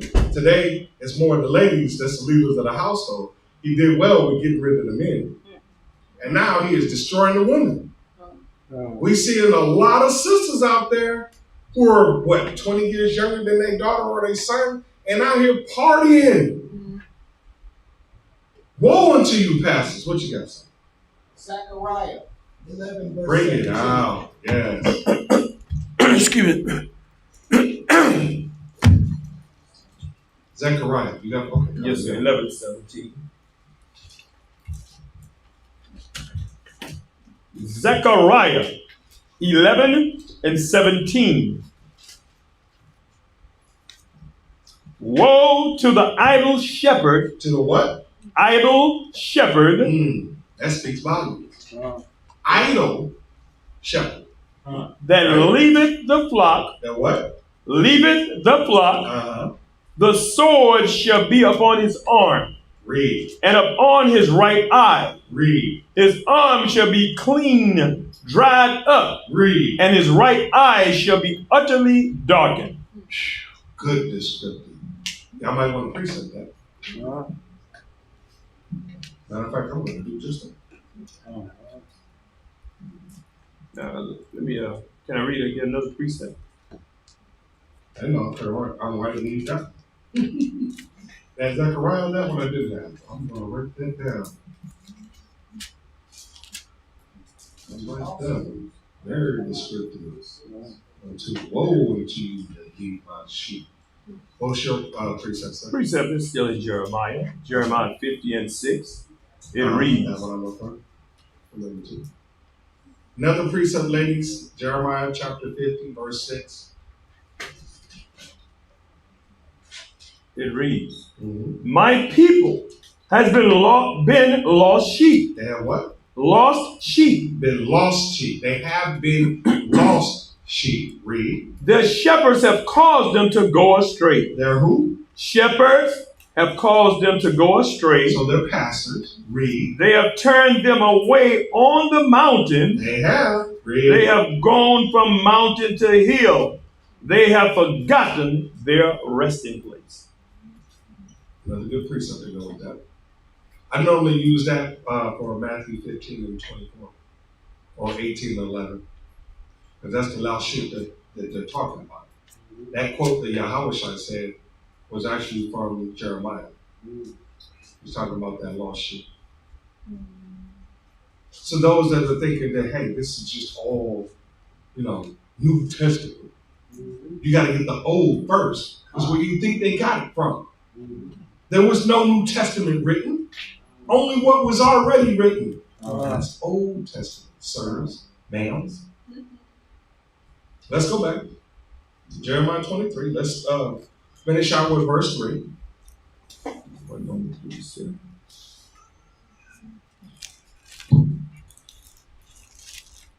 Jeremiah 23. And we started 3, sir. Go ahead. Jeremiah 23 and 3. And I will gather the remnant of my flock. I will do what? Gather the remnant of my flock. See, we're not dealing with everybody. Because there's a flock. There's a certain people. That doesn't. How do they get everybody from the remnant of my flock? See how equipped you're becoming? Right? Read. Out of all countries. Out of where? All countries. We are in the four corners of the earth. Right? Read. Whether I have driven them. See? He drove us there. Read. And will bring them again to their foes. And they shall be fruitful and increased. Yes. We described that one in that Isaiah 60, right? You know what I'm saying? And that Romans 14:17, we described that. Jump down to verse 11. Verse 11. For both prophet and priest. For who? Prophet and priest are profane. Yes. Yes. In my house. In whose house? In my house. Which house is that, by the way? There are variations of houses. So for one, this is descriptive. He already said in the earlier verse 3, my flock.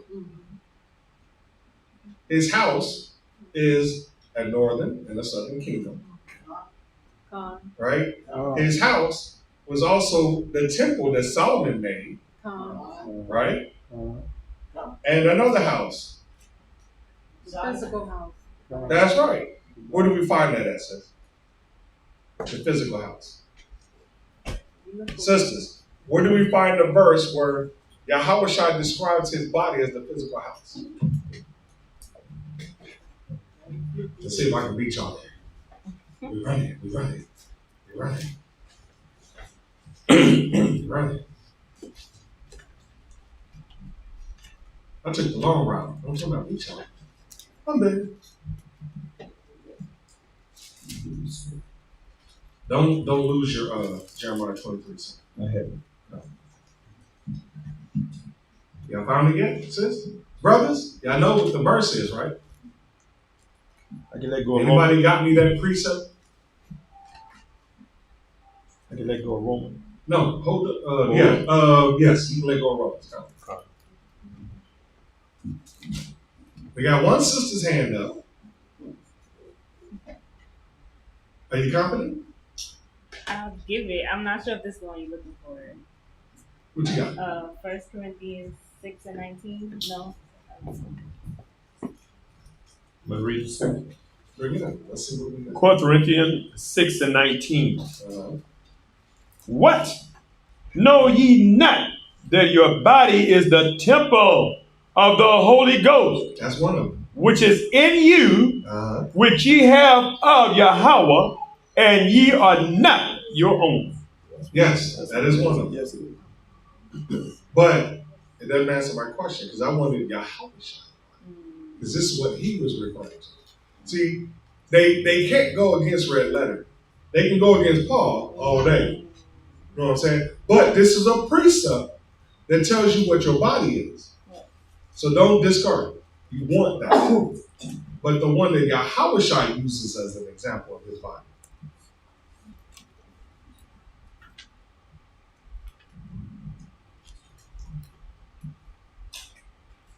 Still no one? He calls his body, well, he was referring to his body as a temple. We got one, we got two. You got a question or you know? In the verse. Precept? Is it what I want? Okay, hold on. So we got who? Everybody raise their hand ahead. 1, 2, 3, 4. Okay. Sister Doris, you have it? Are you confident? What you got? That's not the one I want, but that's another good one. 1 Corinthians 12 and 27. Now ye are the body of the Mashiach. Now you are what? Bodies of the Mashiach and members in particular. Yes, we are part of the body, and we all are members of that body. But remember, we want what Yahweh said. All right, we want that red letter. We're still in Paul. But it's a good one. That's a good one. Don't discard that. Matter of fact, link that one to the one Sister Sarah said. You want to precept those. Any other sisters? Go ahead. John 2 and 19. Bam! 21. Bam! That's it. Remember, the key is what Yahweh said. So let's read from 18 down. St. John 2 and repeat again, please. St. John chapter 2, starting in verse 18. That's what you had too, right? And that's why I had to hold off, my brothers. You see, we're going to save that for this evening, Con. We're going to bring it out, Con. That's right. St. John. But I got to make sure my sisters are loaded. So I'm testing y'all, right? I'm how do pastors say? Stretching you, right? Read. St. John 2 and 18. Then answered the Jews. The who? The Jews. So here's the thing. This says the Jews, but it's going to tell you who is actually, right? Read. And said unto him, What sign showest thou unto us? What sign showest thou unto us? Seeing that thou doest these things. Yahweh answered and said unto them, Destroy this temple. Do what? Destroy this temple. And in 3 days I will raise it up. Read. Then said the Jews, 46 years was this temple in building, and wilt thou raise it up in 3 days? That's a question. Right? Destroying this temple, you know how long it took? Brian, you telling me it's going to come up in 3 days? Right? Read. But he spake of the temple of his body. That's right. He spoke of his home. Right? Now, let's go back to Jeremiah 23, verse 11. Jeremiah 23:11. For both prophet and priest are profane. Yes, in my house. Stop. So both prophet and priest, pastors, in whose house? That physical building. Because believe it or not, that's also a part of his house. Right? That's a place where we are to assemble. Right? profane. They profaned it. There's no truth telling in these places. They're all lies. Read. Yes, sir. Profane, yes, in my house have I found their wickedness, saith the Lord. So he sees it. They can't hide from it. He sees these pastors what they're doing. Woe to you. You know what I'm saying? You continue to do it. Woe to you. Did you have a question, bro? I thought I saw you there. Just 2 points to the same notion. Hebrews 3 and 4. Talking about Christ. Say again. Hebrews 3 and 4. The Christ appointed us. Hebrew 3 and 4. Bring it up. For every house is builded by some man, but he that built all things is Yahweh. Including this body. You said the 6 and 4? No, verse 6. Okay, go ahead. Verse 6. But the Mashiach as a son over his own house, right? Whose house are we, if we hold fast the confidence and the rejoicing of the hope firm unto the end. Do y'all know what we just said there? Read that again, sir. Yes, Hebrews sir. 3 and 6. Hebrews 3 and 6. But the Mashiach as a son over his own house, whose house are we? Stop. Remember, he said we were made in his image and his likeness, right? And this says, whose house are we? Y'all got that? Read. If we hold fast the confidence, the what? The confidence and the rejoicing of the hope firm unto the end. Enduring to the end. Holding your confidence, your hope until the end. Right? Now I'm already going. I'm gonna go over because I got what you got? Yeah, but it's 2 Corinthians 6:19 time with my brother. What he just said? Yeah. Let's grab that one last one. First Corinthians 6:19. 6:19. I think sister mother called it earlier as well. 1 Corinthians 6:19. She did. What? Know ye not that your body is the temple of the Holy Ghost, which is in you? Which is where? Which is in you. That's right. Which ye have of the Most High God, and ye are not your own. Verse 20 as well. Verse 20. For ye are bought with a price. Therefore glorify Yahweh in your body. Do what? Glorify Yahweh in your body. How do you do that? By not defiling the body. Obeying law, statutes, and commandments. Faith in him. But also that beginning of the latter clause of 19, beginning of 20, when he says you are not your own, you've been bought with the price. That price was his sacrifice. That's right. That's right. Y'all catch that? Finish it out, sir. And in your spirit, which are Yahweh's. Now let's go back. I still ain't even got halfway through my stuff. Now you're in Jeremiah 12. I'm slacky-eyed. We'll speed it up. Go back to verse 11. Now, which is this? Jeremiah 23. Jeremiah 23 and 11. For both prophet and priest are profane. They are what? Profane. Yes. Yea, in my house have I found their wickedness, said the Lord.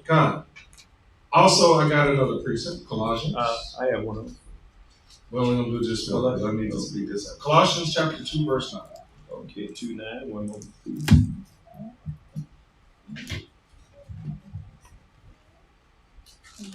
Colossians 2 and 9. For in him dwelleth all the fullness of the Godhead bodily. So then watch, because we carry both of them in the body, because we were made in the image of him. Right? We are also the son of, right? Firstborn here on earth. Right? Let's go back. Yes, sir. Jeremiah 23, now we're going to jump down to 14. Jeremiah 23:14. I have seen also in the prophets of Jerusalem. So I've seen in the prophets. Now, what's the difference between a prophet? Well, I can't. Yeah, I can. What's the difference between a prophet, a disciple, a proselyte, or an apostle? Where do you see them? Just in case they ask you this question. It's not really a part of the teaching, but just in case a Christian or anybody asks you, who is a prophet? Who is a disciple? Who is a proselyte? Who is an apostle? Where are they in the book? And if you notice, I said the book, so the fullness of the book. What do you run into prophets at? Old covenant. Say it again, son. In the old covenant. Prophets foretold what's to come. Right? They are more prevalent in the old covenant. Where do you find your disciples and the apostles? Right. Exactly. So just in case, so you can differentiate, to help when you study, read what the prophet said that's going to happen. And then go look because they quoted what the prophet said. Right? It's all, if you notice, we're doing a lot of quoting what these prophets said, and it's coming in the New Testament. There's a lot of that. So you can't get past what's here first. And we were here first, not them. We are the most important. He chose us, not them.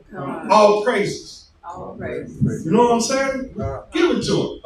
Read that again, sir, verse 14. Yes, verse 14. I have seen also in the prophets of Jerusalem an horrible thing. Read. They commit adultery. Just like these pastors. Read. And walk in lies. They strengthen also their hands of evildoers, that none doth return from his wickedness.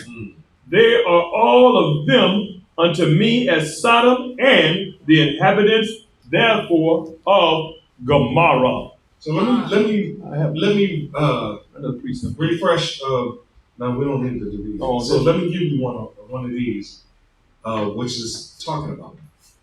It was that one that was with the was it the Moabite? I think it was the Moabites. That was supposed to curse them, Israel, as they come through the land. He wanted them to curse, and he's us. That king wanted to use him to curse us. Did he come back to the fold? No. This is the perfect example of that verse. Right? He didn't come back. He wanted to stay in what he was. Thinking about me, what I profit, me. But you, us, bro. Yes, that means there's some of you out there that's only for me. You know what? Let me jump ahead. Verse 20. Jeremiah 23 and 20. The anger of the Lord shall not return. Shall what? Shall not return. So this is capital L, capital O, capital R, capital D. This is Most High. Read. Until we have executed. Until we what? Have executed. Until he have performed the thoughts of his heart. Read. In the latter days. Which days? The latter days. Ye shall consider it perfectly.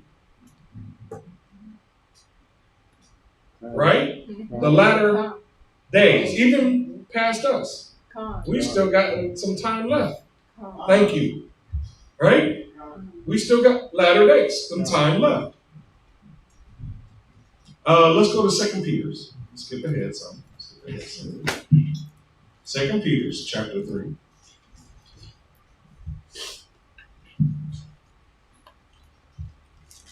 Yes, sir. 2 Peter's chapter 3. We're going to read from verse 13. 2 Peter 3 and 13. Nevertheless, we, according to his promise, look for new heavens. Stop. Read that again, sir, from the top. 2 Peter 3 and 13. Nevertheless, we. Right there. That word.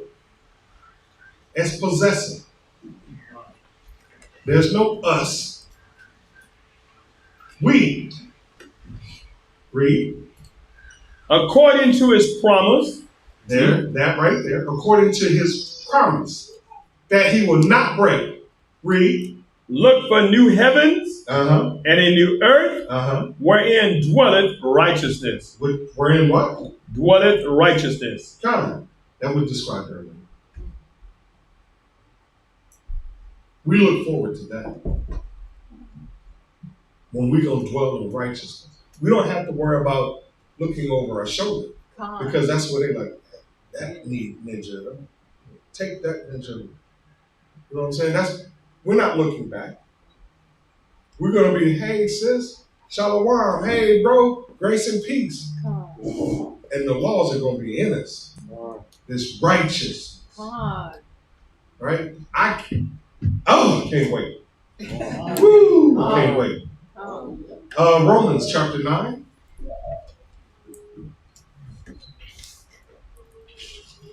Yes, sir. Romans chapter 9, verse 31. Romans 9 and 31. Romans 9 and verse 31. Let's see if y'all catch this. But Israel, which followed after the law of righteousness. Stop. Y'all caught that, right? Yeah, start that from the top again, son. Romans 9 and 31. But Israel. Stop. There's no us. There is no us. But Israel only. Northern, southern kingdom. That's it. Read. Which followed after the law of righteousness. The law of righteousness has not attained to the law of righteousness. Wherefore? Because they sought it not by faith. Because we did not seek it by faith. Read. But as it were by the works of the law. Read. For they stumbled at the stumbling stone. Stop.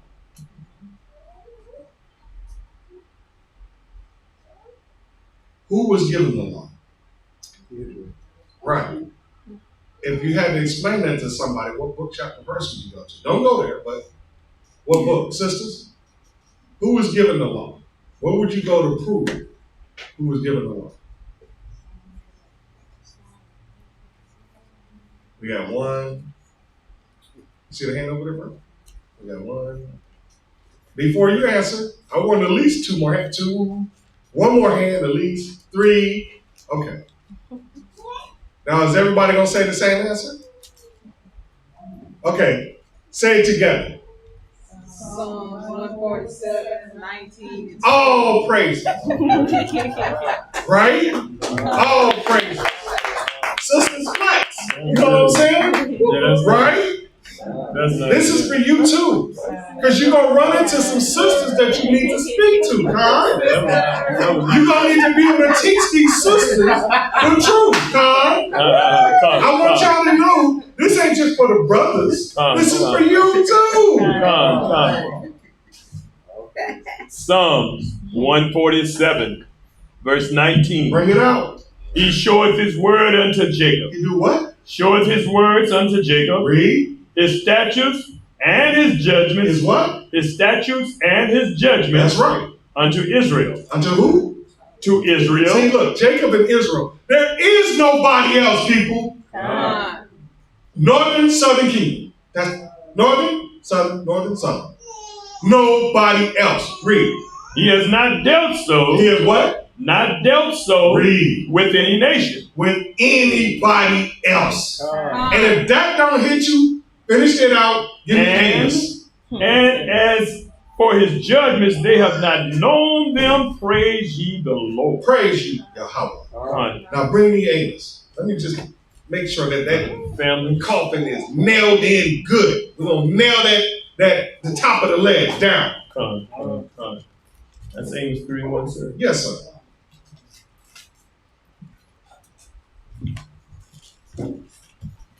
Because I want the sisters to have that precept. Y'all know that one, right?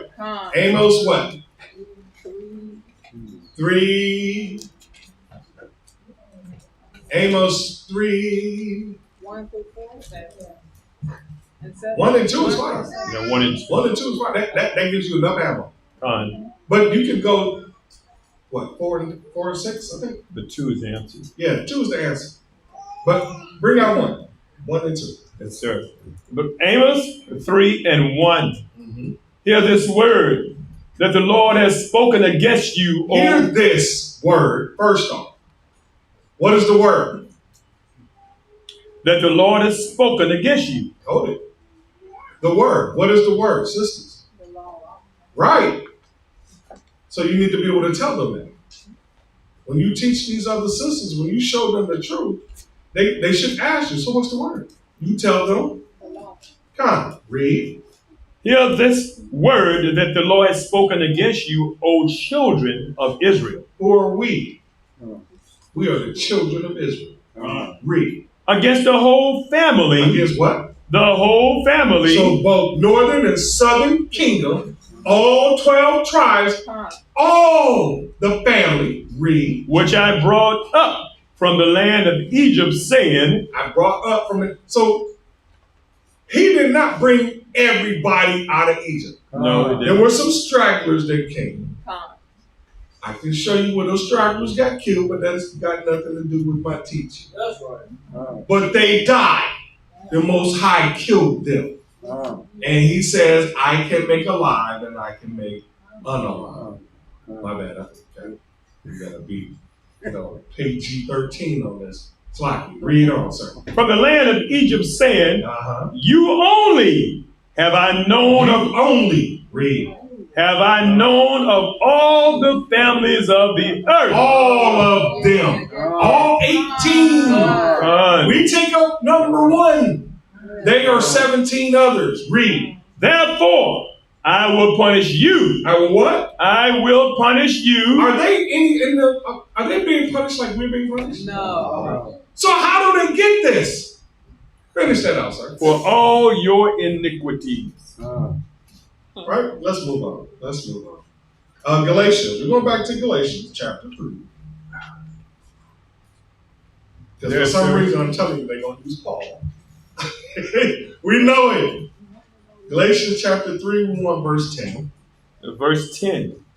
And we're going to read from verse 10 through 14. Yes, sir. Galatians 3 and 10. For as many as are of the works of the law. Works of the who? Of the law. Are under the curse. Are under the what? The curse. Read. For it is written, cursed is everyone that continueth not in all things which are written in the book of the law to do them. But that no man is justified by law in the sight of Yahweh. It is evident, for the just shall live by faith. For the what? Live by faith. The just. Shall live by faith. Yeah, but the key word. Just. And shall live. Yes. The just, those are the righteous. Faith. Shall live by what? Faith. Faith. Read. And the law is not of faith, but the man that doeth them shall live in them. So wait a minute. Didn't this first part say that if you just do them, then you don't? See, that's where they get this mix-up from. They can't understand that, works without faith is nothing. Yeah. They can't. We literally have to go to that precept. We're not going to do that. But we literally have to go to that precept. That is a precept. That's words. Here, later. If you go to that precept, then they'll understand.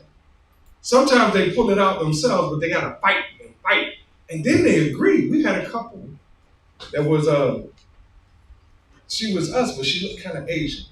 But the brother was definitely us. Dressed nicely, by the way. Bald, about 6'2", decent looking brother, And he sat there and argued with us for about 45 minutes to an hour. And we finally got to the same conclusion, him and his wife, that faith without works is dead.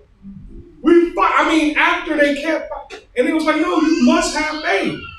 They kept on it on. I know. I kept agreeing with them. But you also must be able to do this, which is what we're doing. Right? When y'all reach sisters, what are you doing? It works.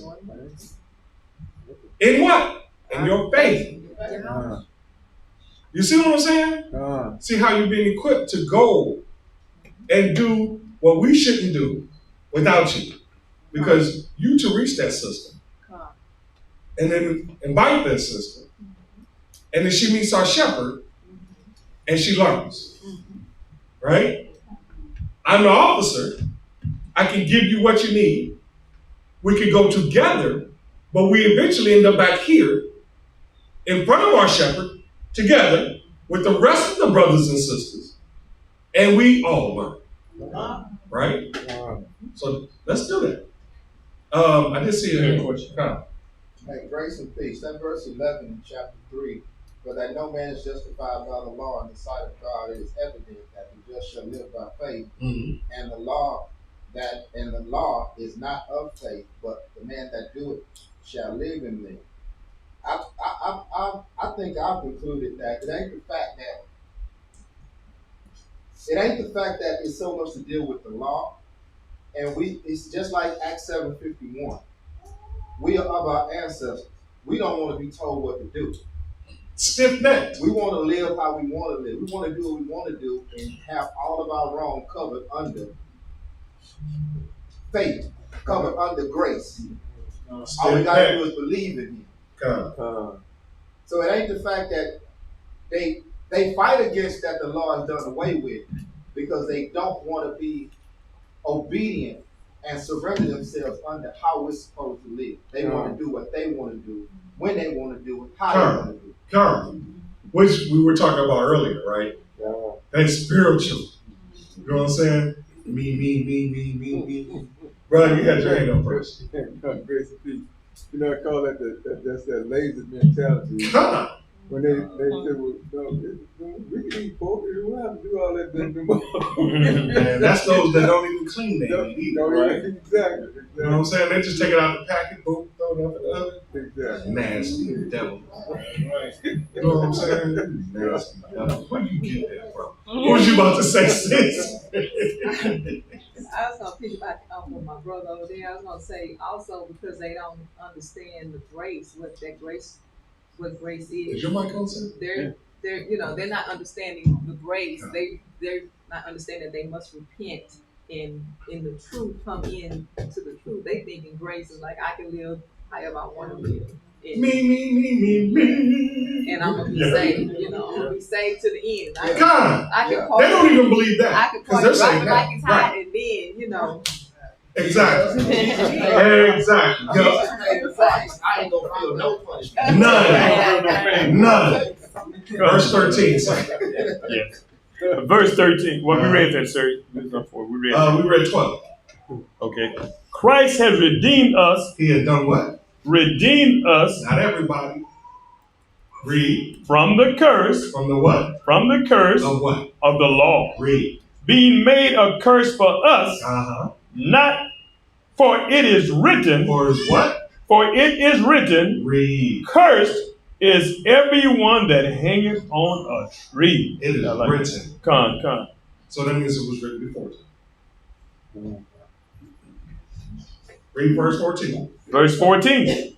That the blessing of Abraham. The who? Blessing of Abraham might come on the Gentiles through Yahushua the Mashiach, that we might receive the promise of the Spirit through faith.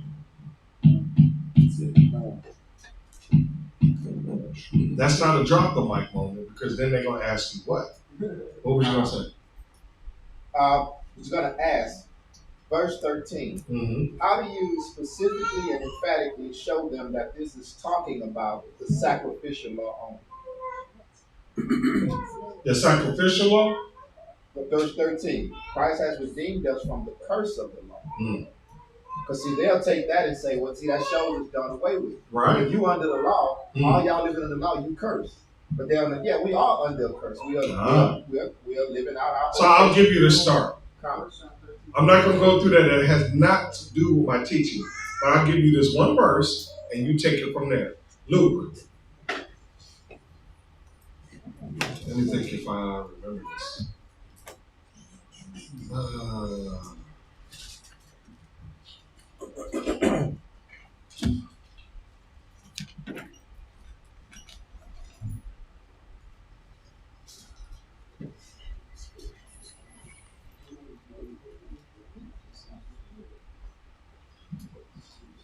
Help me out, Sergeant. It's in Luke. I'm looking right now.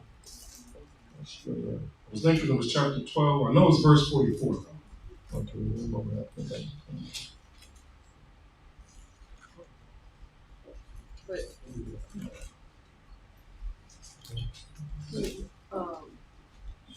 Deuteronomy 21 and 23, where they're hanging from the tree. So isn't he talking about slavery? No, what he's talking about, what he's talking about is what part of the law is done away with. Gotcha. Right? We need to show the proof of part of the law that's done away with. Because they say we're under grace. So Paul's got many options to say about being Con 24. That's it. I hear you. Yeah, Luke 24, 44. Con. That's it. Oh, yeah.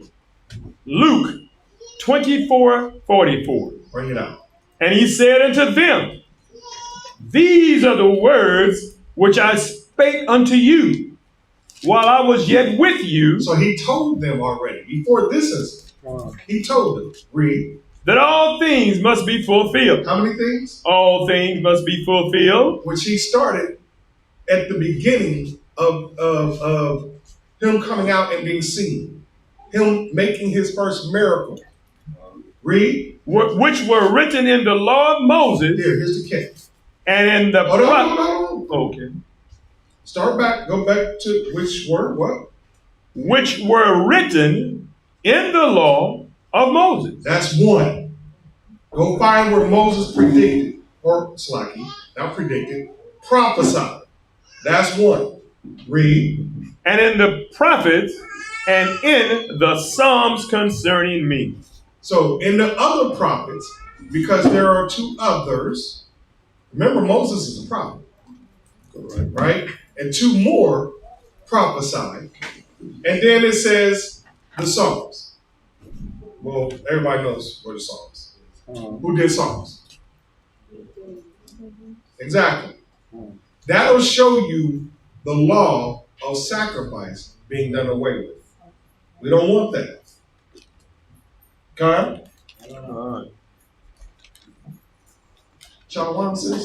Shalom. Grace and peace to you. Oh, Shalom. Shalom.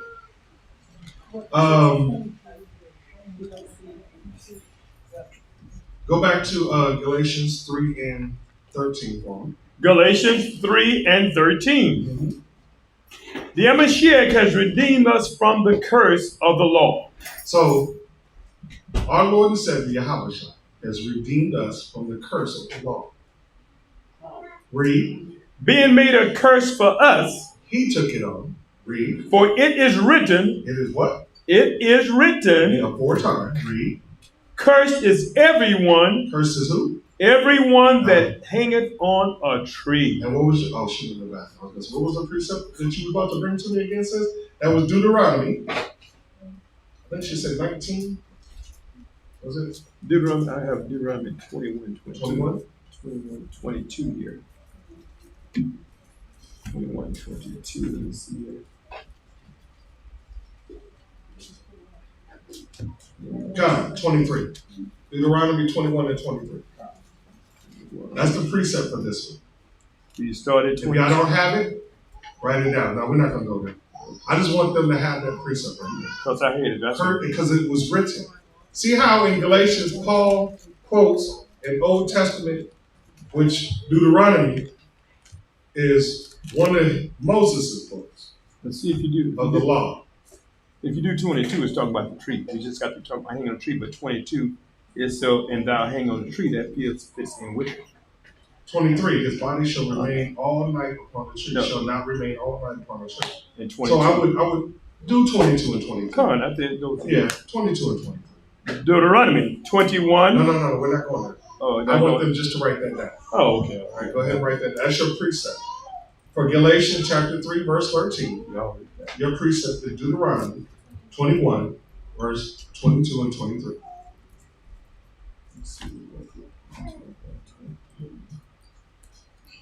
Let me know when you're ready. I'm ready. Ladies, y'all got that precept down? All right. One more verse from that Galatians, sir. Verse 14. Yes, sir. This is Galatians 3 and 14. And the blessing of Abraham might come on the Gentiles. Stop. So that's what they're going to ask you, or that's what they're going to include themselves. Right. Now, we've already just disannulled what they're going to say. You can literally go back through what you already got in your notes as far as who those Gentiles are. Because that's northern or southern kingdom. Right? But go ahead, read on. Through Yahushua the Mashiach, that we might receive the promise of the Spirit through faith.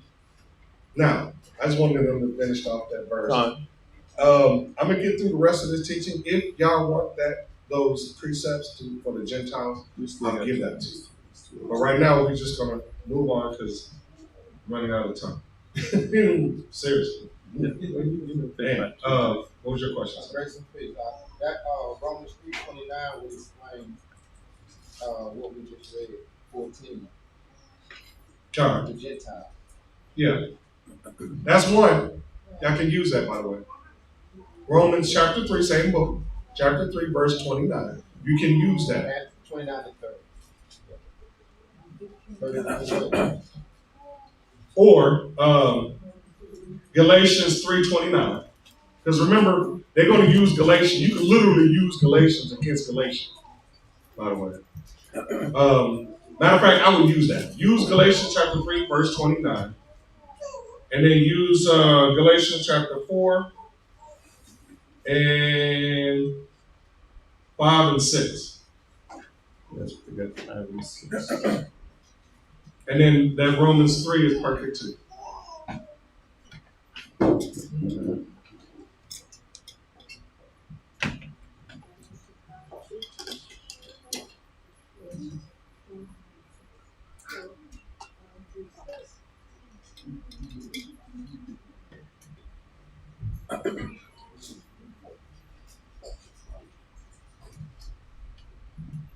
Now, the Romans 3 and 29 might leave you with a headache. I'll still give you more. What you got, bro? Yeah, grace and peace. Yeah, the Romans 3 and 29, make y'all want to include themselves. I will go back for a precept and let them know that it will be Romans 9 and 7. Come. I agree. Romans 9 and 7. Come. Matter of fact, take all of that. Start at verse 6. You know what I'm saying? If you're going to do, no, don't go there. I'm just talking about today. Yeah, I would start at verse 6 and take all of that. Way to be on the ball, Sergeant. You ready to go there? Right? Yeah, he was about to get it. Quick up. Save it. Quick draw. I want that image when we go out to quick draw sword. Con. I'm singing every day. Oh man, I forgot where I was at. We were in. We stopped at Luke. That last one. That's what we're Luke. That's right. 24. Did we read all of that? I think we read it. But that was tying into Galatians 3 and. That's your start, though. You want to start at Luke 24, verse 44. Because it has to be fulfilled. You want him to see this red letter, him or her, to see this is Yahushua saying himself, right? That I come to fulfill. Oh, my bad, slightly. Actually, Matthew chapter 5, So I really want to start from here. Matthew chapter 5, verse 17. Yes. That's my fault. Slide. This is where you want to start. Then follow it up with Luke. Bring that out, son. You there? St. Matthew 5 and 17. Uh-huh. Think not that I am come to destroy the law. What? Think not that I am come to destroy the law. Or the prophets. So that's before time. See, that's why I asked you, do you know who was in the beginning? They were prophets. They were not listed prophets in the New Testament. They were Old Testament. So now that you have that, now you have more understanding about this verse. Read. I am come not to destroy, but to fulfill. To do what? To fulfill. So then when you jump, okay, I held that, Luke, because I didn't. I have it 2:44.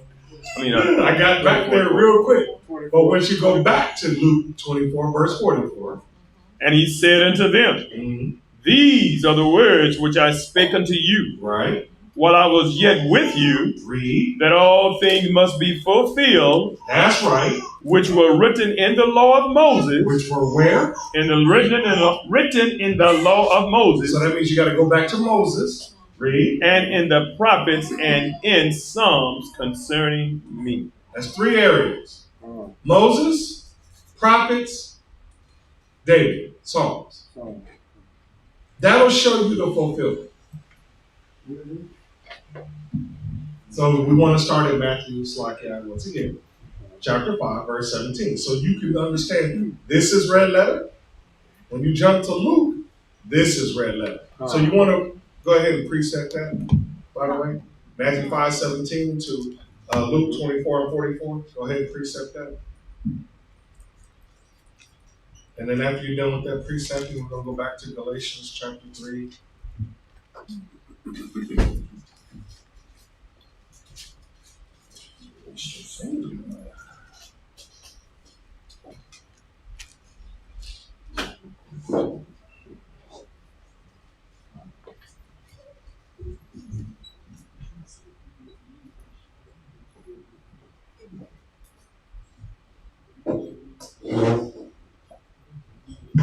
Y'all cheating. Getting up. They already getting us right. Oh, praise it. Go back to Galatians chapter 3, read verse 14 one more time. Galatians 3 and 14. That the blessing of Abraham might come on the Gentiles through the Yahushua the Mashiach, that we might receive the promise of the Spirit through faith. Through faith. Because now we're going off of faith, not just the law. We still have to keep them because he still says. Exactly. Very important. And I don't know how they challenge that, but they really do. If he says, if you love me, keep my commandments.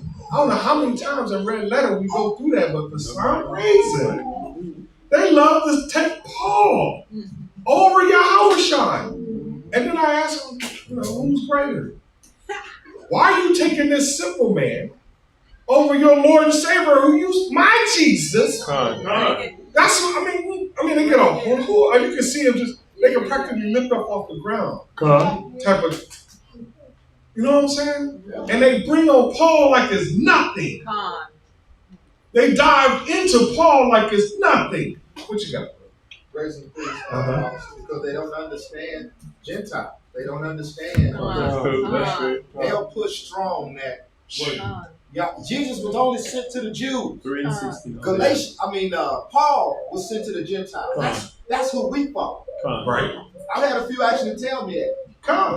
Paul solidifies what Jesus said, but Paul is our guy. Right. Right. Right. Car. Go ahead. Come, Grace and peace. And they don't realize really that we were called Gentiles. They don't. Yeah. So when you think you're talking about somebody else. People were called Gentiles. That's the reason why in Luke 44 it says you need to go to Moses and the prophets and to Psalms. If you don't, you miss the story. if you just stay in this little part of this book, you miss the truth of the whole story. Yeah. He says, I come in the fullness of the book. So that means the beginning, the middle, and the well, we ain't even at the end. This is not the end. Even Revelation, that's not the end. Right? So he comes in the fullness of what's listed here, which includes Flocky. For those that are, which includes here. So I just want to say, if you fail one of the laws, you will be destroyed. Basically. Right? Because you were just following the law without faith. Because that's what they think that you are. So yes, you will be destroyed. You must have works. You must have faith. That complete two gives you the whole. And then you must do what? Endure to the end. Right? Revelation 14 and 12. Exactly. I was going to go there. Let's get it, son. Revelation chapter 14, verse 12.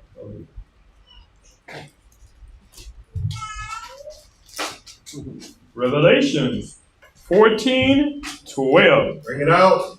Here is the patience of the saints. The who? Patience of the saints. So first I'll stop right there. You should ask them because they're not going to catch this. Who are the saints? Who are the saints? That's important. Because if not, you will not understand this verse. Who are the saints and how do you prove it? Hold on, brothers. This is for the sisters. I want y'all to be equipped. So what book, chapter, verse? I call foul. Bruh, you got us. You got us. We ain't done with this. So we got one sister already ready to prove it. Give me more. Any other sisters that can prove who the saints are? Book, chapter, verse. We got two hands. We got one that's digging too. She said, hold on, nephew. Hold on. I'm patient. I got you. I need more sisters though. It's the same sisters. Come on. I need the rest of y'all.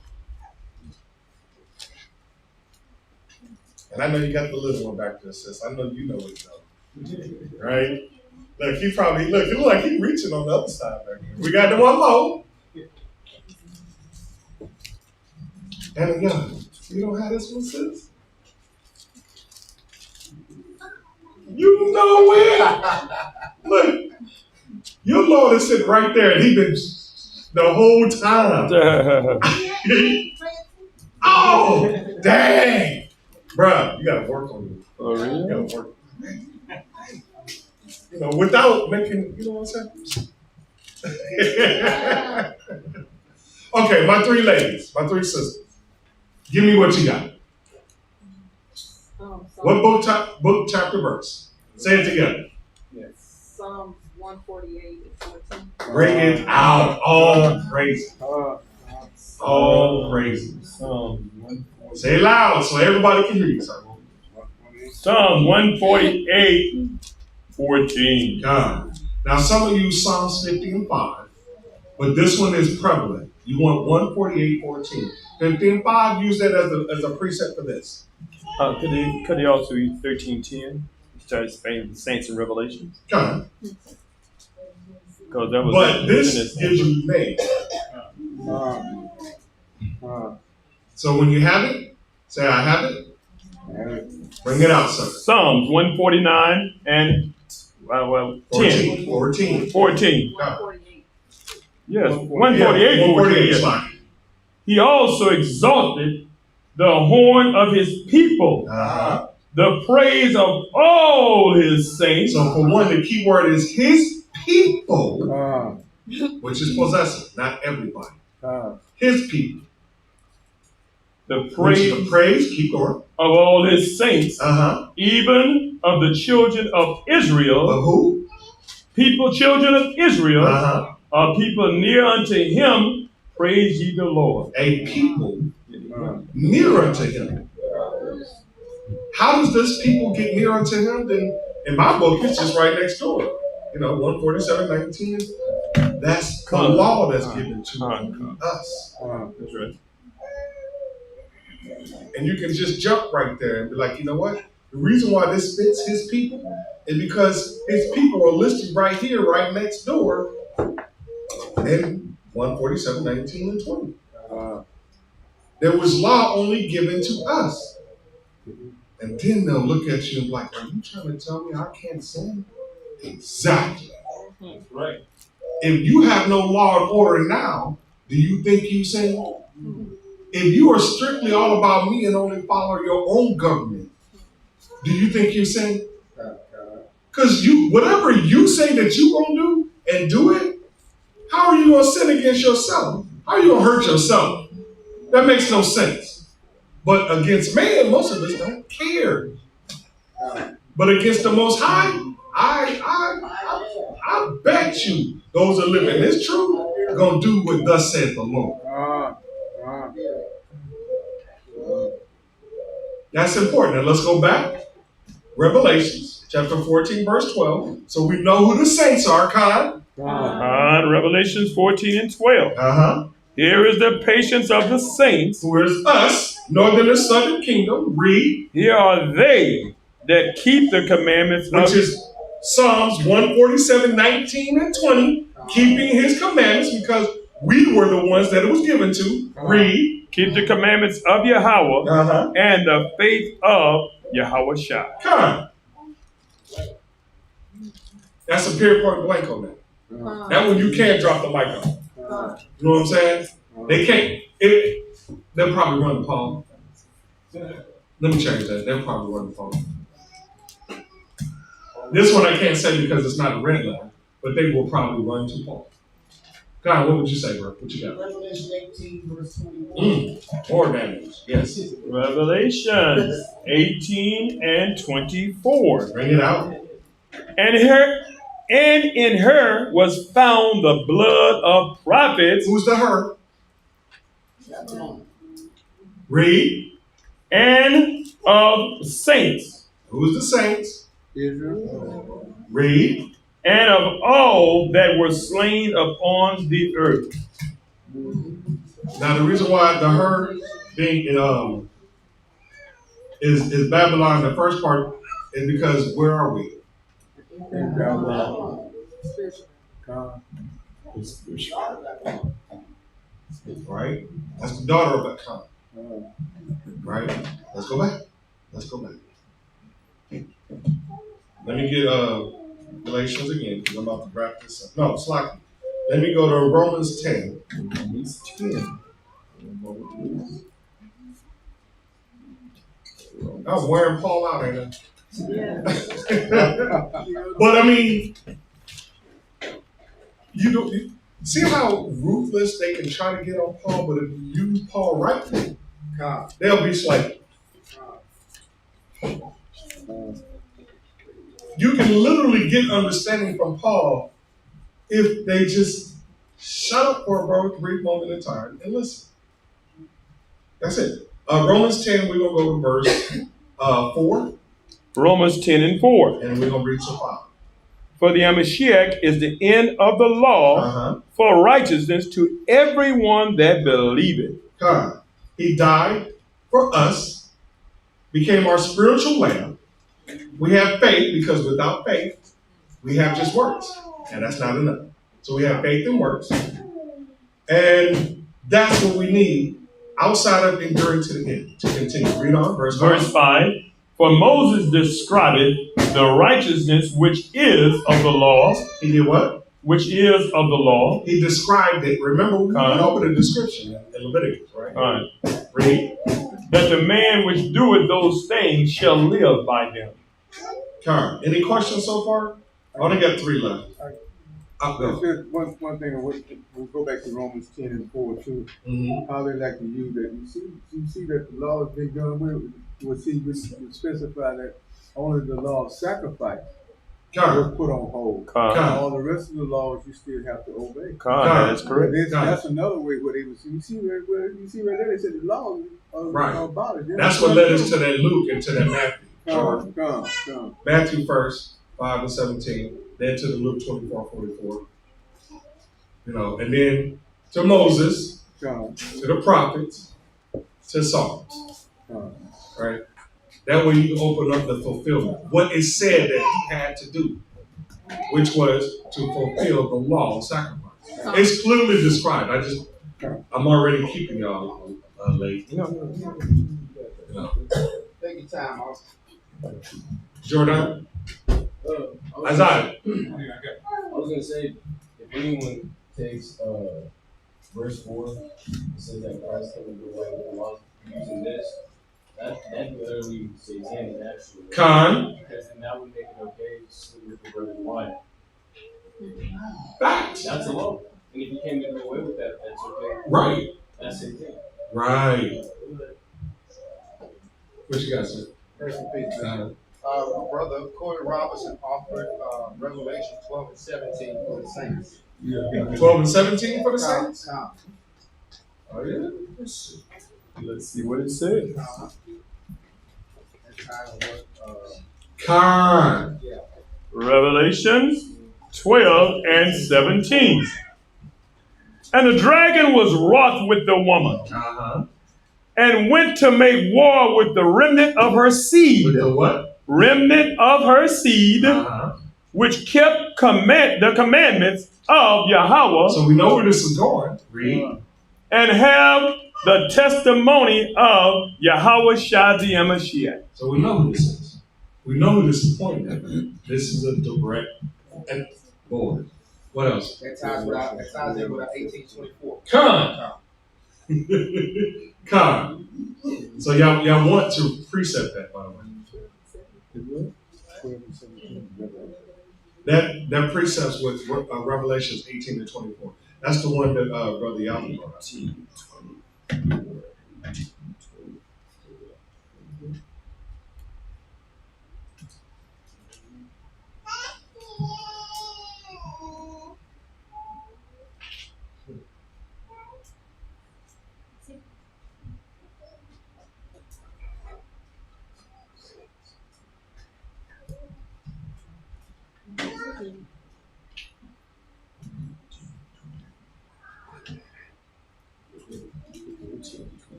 Y'all got it down? Oh, that is Revelation 12 and 17. God. Y'all got that down? God. Let me know when you're ready, Sergeant. I'm ready. You ready to shut that up? Okay, my next, St. John, chapter 8. St. John 8. Yes, sir. Starting at verse 21. St. John, chapter 8, starting at verse 21. We're going to read it down to verse 26. St. John's 8 and 21. God. Then said Yahweh Shai again unto them. So we know who's talking here. And then not only that, it's in red letter. Read. I go my way. I do what? I go my way. Read. And ye shall seek me. You will do what? Seek me. Read. And shall die in your arms. Whither I go, ye cannot come. So mine says sins. Sins. Mine says sins. You shall die in your sins. That's in your what sins. says. Come. You'll say sins or arms? Come. Sins. Come. Read that again, please. Verse 21. Then said Yahweh Shai again unto them, I go my way, and ye shall seek me, and shall die in your sins. Whither I go, you cannot come. That's right. Read on. Then said the Jews. Who? The Jews. Read. Will he kill himself? Because he said, Whither I go, you cannot come. Read. And he said unto them, Ye are from beneath, I am from above. What's beneath? God. Read. Ye are of this world. You are what? Ye are of this world. Read. I am not of this world. I said therefore unto you, that ye shall die in your sins. For if ye believe not that I am he. What? If ye believe not that I am he, you shall die in your sins. So if you have no faith, You might have these works, but if you have no faith that I died for you,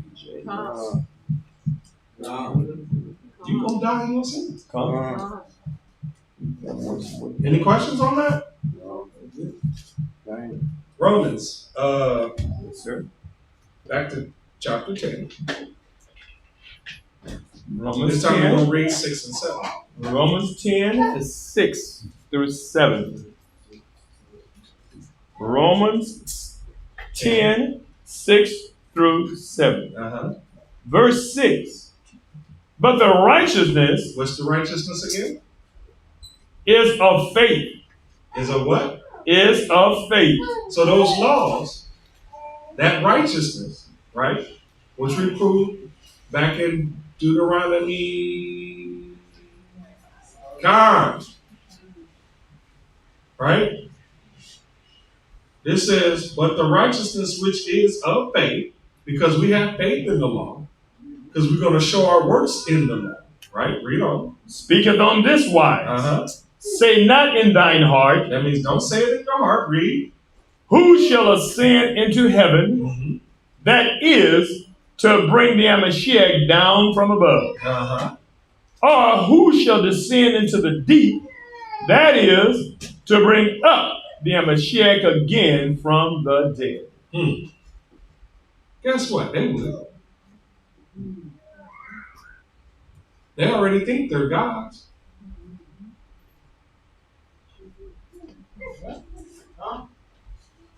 That's a dangerous thing. They are, as a people, right? As a people, just to think that you are high and mighty enough to go anywhere on the earth and tell people what to do. Who are you? Right? That's these people. We got an orange man. And before him, that dude was, well, he wasn't black, but, you know, his father was white. But still, they all think they're gods. They tell you, deceive you into doing their bidding. We ran into a lot of that just in the beginning of the teaching. That took so long. Sorry. I got one more score. What would you have, Jordan? Brother Jordan? Romans 6, 14 to 15. Romans 6, 14 and 15. Romans 6 and 14 through 15. For sin shall not have dominion over you. For ye are not under the law, but under grace. This is their moment. They take this. Oh, yeah. We're not under the law, we're under grace. Read on. What then? What? What then? What then? Shall we? Hold on. Now here's the thing. They stop at verse 14. Why won't they simply read on? They will quote you St. John, chapter 3. Verse what? Right. For God so loved the world. They quote that thing. It's like a playbook. You know, if they were in football, it's like the playbook. If they play basketball, play too. They quote it like it's nothing. But they don't read on. We're going to read on. Read that next verse, son. Verse 15. What then? Paul asked a great question. So what now? Read. Shall we sin because we are not under the law? Shall we? But, right. Read. But under grace, Yahweh forbid. God forbid. No. But they will stop it. Man, read verse 14 again. Verse 14. For sin shall not have dominion over you. For ye are not under the law, but under grace. They love that. And they get that out of Galatians, really. They love that thing. 5:18. They love it. I'm grace, grace, grace, grace, grace. So does that mean that you're just going to do nothing but sin, brothers, sisters? God forbid. No. That's right. That's amazing how they just don't read on. And me and that lady literally went back and forth. We couldn't even get past the fact that we agreed on that the law is not done away with. But we're just stuck on just grace. And then she brought in the Greeks, neither Jew nor Greek. I really want to, and here's a question. If you run into them, they quote you Galatians chapter 3, verse 29. Ask them, where is your Greek then? Right? Ask them. See what they say. I want to know. Come back, tell me, please. Because they quote Paul, they quote that. There's neither Jew nor Greek. Okay, show me where it is. Show me. YouTubers, show me where Greek is at in my King James, or my NLT, or my NIV, or my ESV. Show me my Greek. Where?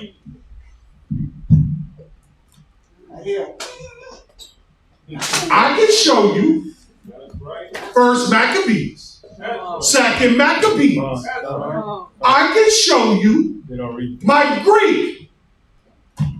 They took it out of this. And what other translation you got? They took it out.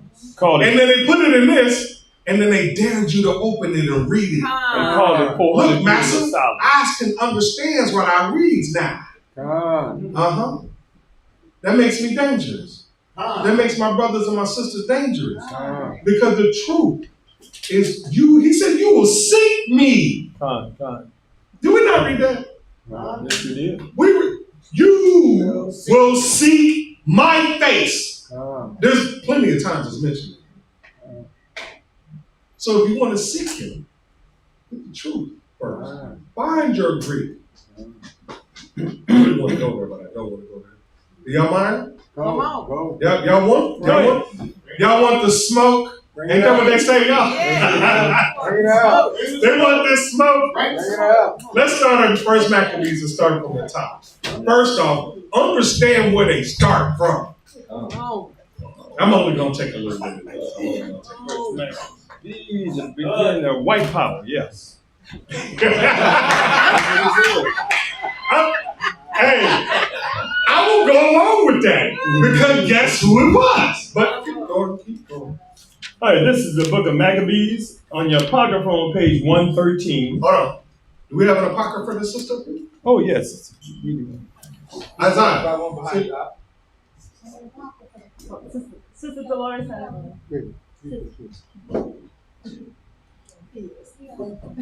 Sister, I want you to be educated, so we gotta give you this so you can go ahead and keep that. Mom, that's your action.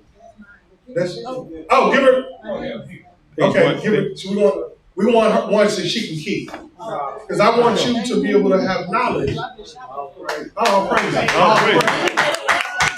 want you to have knowledge. What is knowledge to you?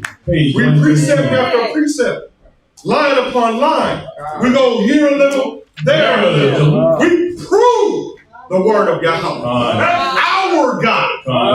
Not everybody. We don't follow after that devil. Not white Jesus. Not your Jesus. Our Yahweh Shai. 113. Bring it out. Sorry. I should have.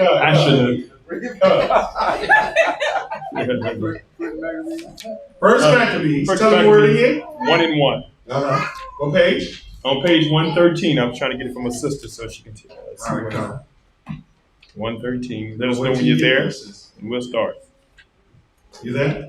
Oh, praise. Oh, wait, look. You new here? I want you to have knowledge. We go ready. All praises. Use that yellow. Bring it out. Chapter First Maccabees 1 and 1. And it happened after that Alexander. Who? Alexander, son of Philip. The who? The Macedonian. The who? The Macedonian. So we know from history who the Macedonians is. You can Google this. Find out who a Macedonian is. Matter of fact, I'm going to tell you two. One is in your New Testament.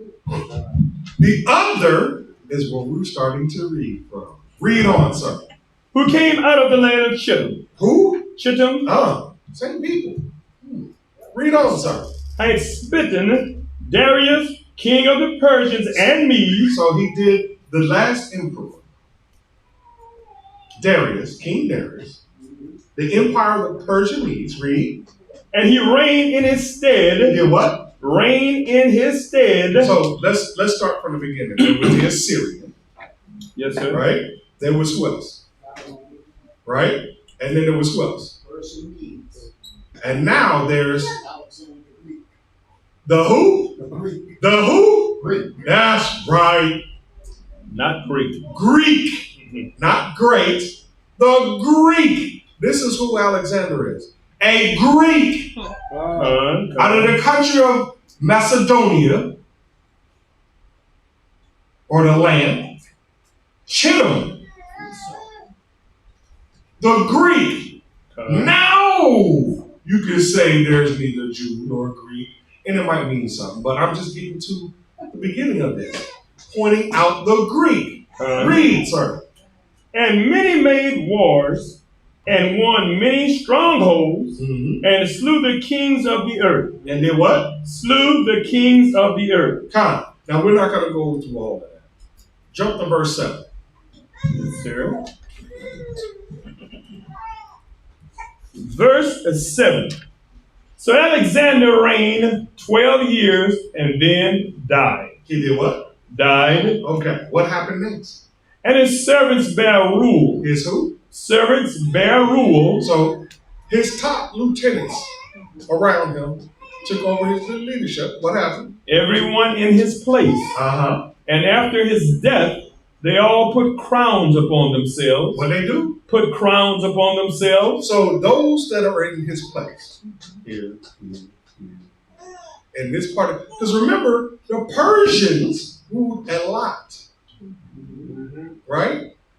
And he took over that. And after he died, those generals, those lieutenants, whatever you want to call them, put crowns on their own heads. Read on, sir. So did their sons after them many So they years. passed it down. Now, how much do we pass down? Do we pass down like this? Right? We don't pass. If we, man. But this lets you know who the power is. Right? Because they have the power to pass it down. Evil. To their sons. Son. Right? We can barely pass down to our son or our daughter and then hope they can build on it to pass on to their son or their daughter. And then hope that they can. We have hope. That's it when it comes to this, wealth of the world. Read on, sir. And evils were multiplied in the earth. The evils were multiplied in the earth. Read on. And there came out of them a wicked root. A what? A wicked root. So, of course, evil produces wicked. Evil. Read. Antiochus, her name. Who? Antiochus. So where do you find Antiochus' name in?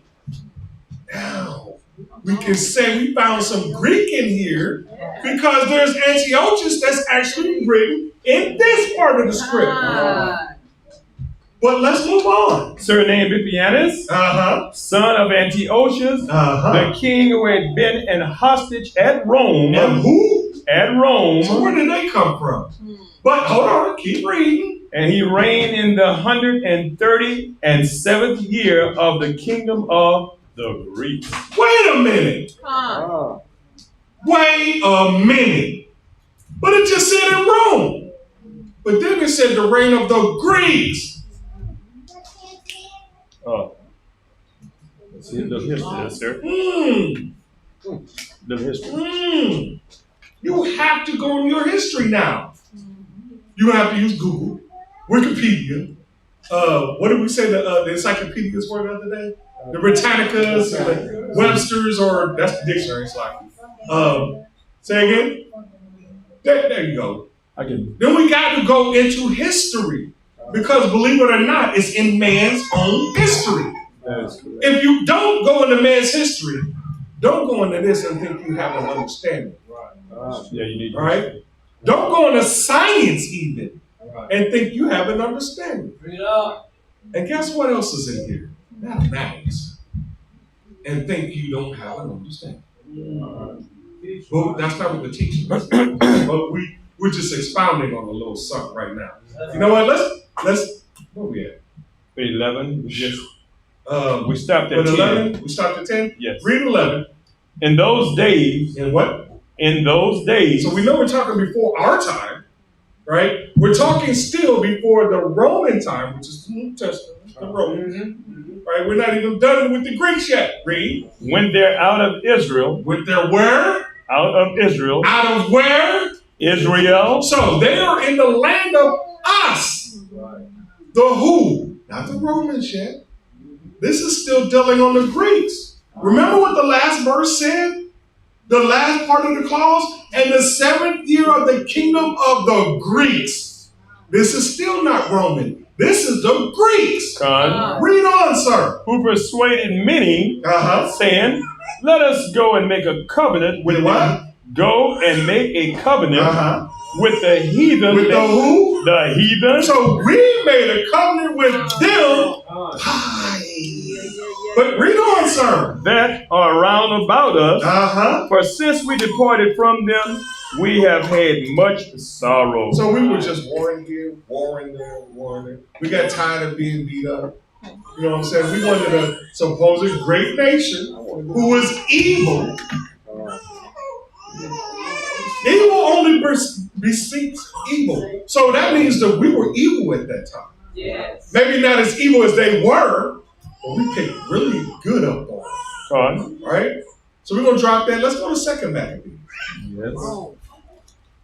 Let's finish it up here. 2nd Maccabees chapter 6. Let's get this. Let's show more. Right? This is still great. Start from the top, sir. Verse 1. Yes, sir. This is 2nd Maccabees chapter 6 on page 145. It reads, not long after this. Not long. The king sent an old man of Athens. Wait. What was the name of that city again? Athens. Where is Athens? And Rome. And Greece. I'm sorry. Athens is where again? Greece. Wait a minute. Bang! You really don't have, I mean, you can't. I would, I want to. But I mean, it says Athens. There's no Greek in this. This is Roman. It's going to come. Believe that, it's coming. Read on, sir. Yes, sir. Starting from the top. Not long after the king sent an old man of Athens to compel the Jews to depart from the laws of their fathers. This Greek, he sent a dude from Greece, a Greek, to compel the who? The Jews. To do what? Depart from the laws of their fathers. To stop keeping the law, statutes, and commandments. That is correct. Wait. Neither Jew nor Greek. Yes, come. Neither Jew. Matter of fact, hold that. Let's go back to Galatians, Slakia. I mean, because I'm going to make sure this gets drilled in. Let's go to that Galatians, chapter 3. There, sir. Starting from verse 27, sir. Galatians 3 and 27. For as many of you as have been baptized into the Mashiach have put on the Mashiach. We in this truth. There is neither Jew nor Greek. Stop. You in this truth. There is neither Jew nor Greek. We are in the midst of proving that Jew and that Greek. Read. There is neither bond nor free. We know what the bond and free is, right? But we're still in what? Bondage. So how are we free?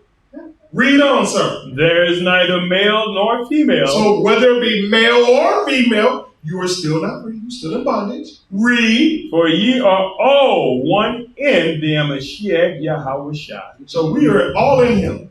But only Israel, because we are the Jew. not the ish. They want to be us. They want it badly. Yeah, they do. Now, hold that in that Romans. Go back to First Maccabees. I'm sorry, it's like Second Maccabees, 6 verse 1 again, sir.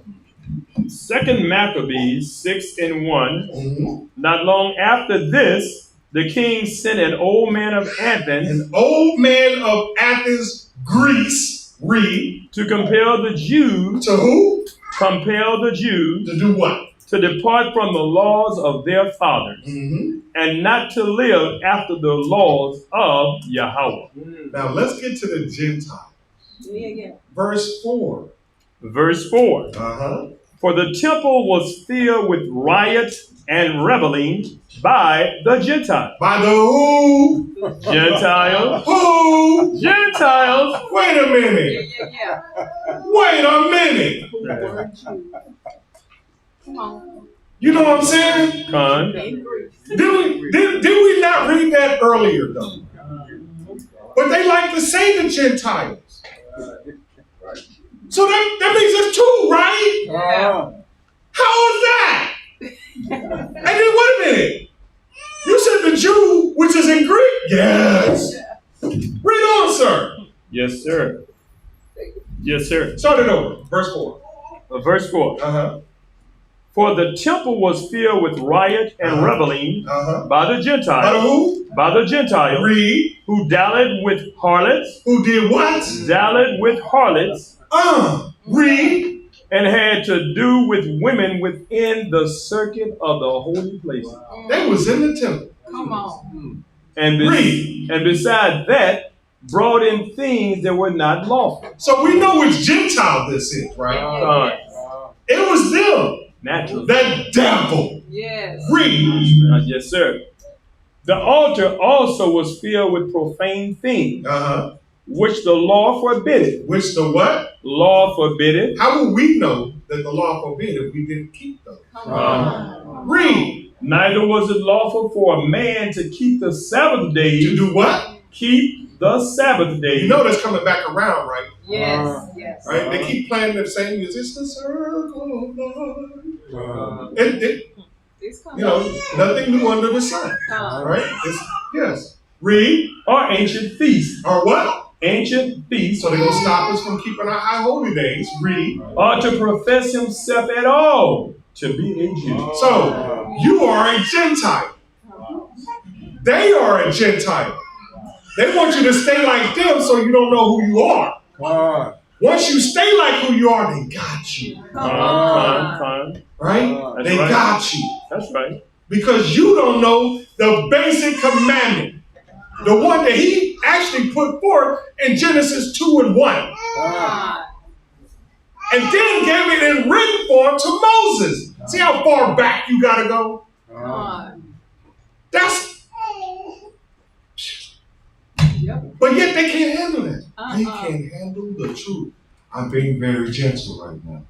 I'm going to bring it down some. Because we need to go ahead and close out. But, sir, read verse 6 again for me, please. All right. First, Second Maccabees, verse 6 and 6. Neither was it lawful for a man to keep the Sabbath days or ancient feasts or to profess himself at all to be a Jew. We can't even call ourselves an Israelite. Why? Because they're wannabes over there. It's against, what do they call, anti-Semitic. Thank you, sis. But his name is Shem, not Sim.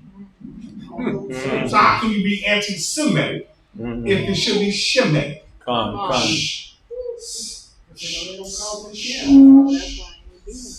Yeah, that don't work. I'm trying. Yeah, that just don't work for me. You know what I'm saying? That just don't work for me. Read on, sir. Yes, sir. This is verse 7. Verse 7. And in the day of the king's birth, because now we're going to find out what's going to happen. Read. And in the day of the king's birth, every month they were brought by bitter constraint. We were. The Jews, read. To eat of the sacrifices. To do what? Eat of the sacrifices. Because what? It was against the law. For what? Yes. To eat idols. Sacrifices of idols. Now our own, yeah. For the sacrifice of our father? Yes. It was okay. It's okay. But to theirs, it's a sin. Read on, sir. And when the feast of Bacchus was kept. The who? The feast of Bacchus. That heathen. That Gentile. Read. Was kept. The Jews were compelled to go in procession to Bacchus carrying ivy. Read. Moreover, there went out a decree to the neighbor cities of the heathen. So this heathen put out a law. And here's the thing. It's our land. But he's going to put out a law in our land, and it says what, sir? By the suggestion of Ptolemy, Ptolemy, which is also a Greek. Read. Against the Jews. Against who? Against the Jews. Read. That they should observe the same fashions. The what? The same fashions. And partakers of their sacrifices. And what's going to happen if we don't? And whosoever would not conform themselves to the manners of the Gentiles shall be put to death. Hold it, go back. Start that over again. Verse 9. And whoso would not conform themselves to the manners of the Gentiles. Of the who? Of the Gentiles. Wait a minute, there's that word again. To their mannerisms. If we don't conform to their mannerisms, their heathenistic ways, to keep what they say, because they put a law that stops us from doing what we are commanded, what's going to happen to us, sir? Should be put to death. Should be what? Put to death. They will kill us. Now, those of us that are weak, what do? Yes, master. Yes, master. Us do's whatever you say, master. Because we were weak, but we may be being stiff-necked. We are a strong people. There are some of us who like, kill me. I'd rather be killed by you than what's going to happen from my father. All praises to them brothers and them sisters. Finish that out, sir. Then might a man have seen the present misery.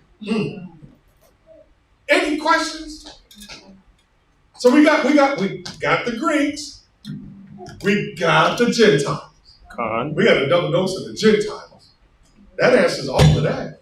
And then that would be because you nipped it in the bud. They won't understand it. Well, thank you for your time. Oh, no. Bro, sis. You know what I'm saying? Thank you. Appreciate you. I don't need to talk to you about. You're not understanding what thus said the Lord. But if you persist, I don't hear you. I can move on. Because I am no longer going to cast my pearls. I'm done with you. Any questions? Any questions online?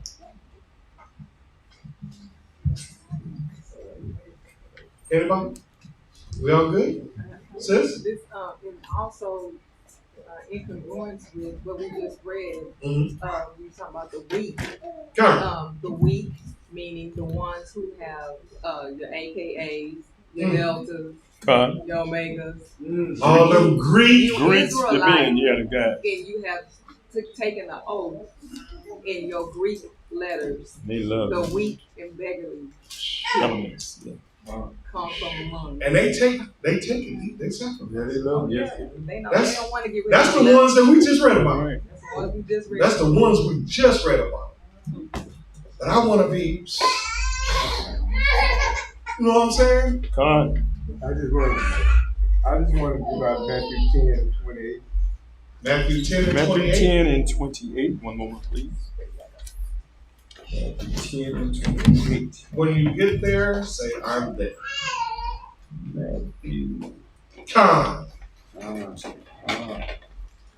Matthew 10 and 28. Bring it out. And fear not them which kill the body. Who? Fear not them which kill the body. Read. but are not able to kill the soul. No. But not able to kill the soul. No, they can't.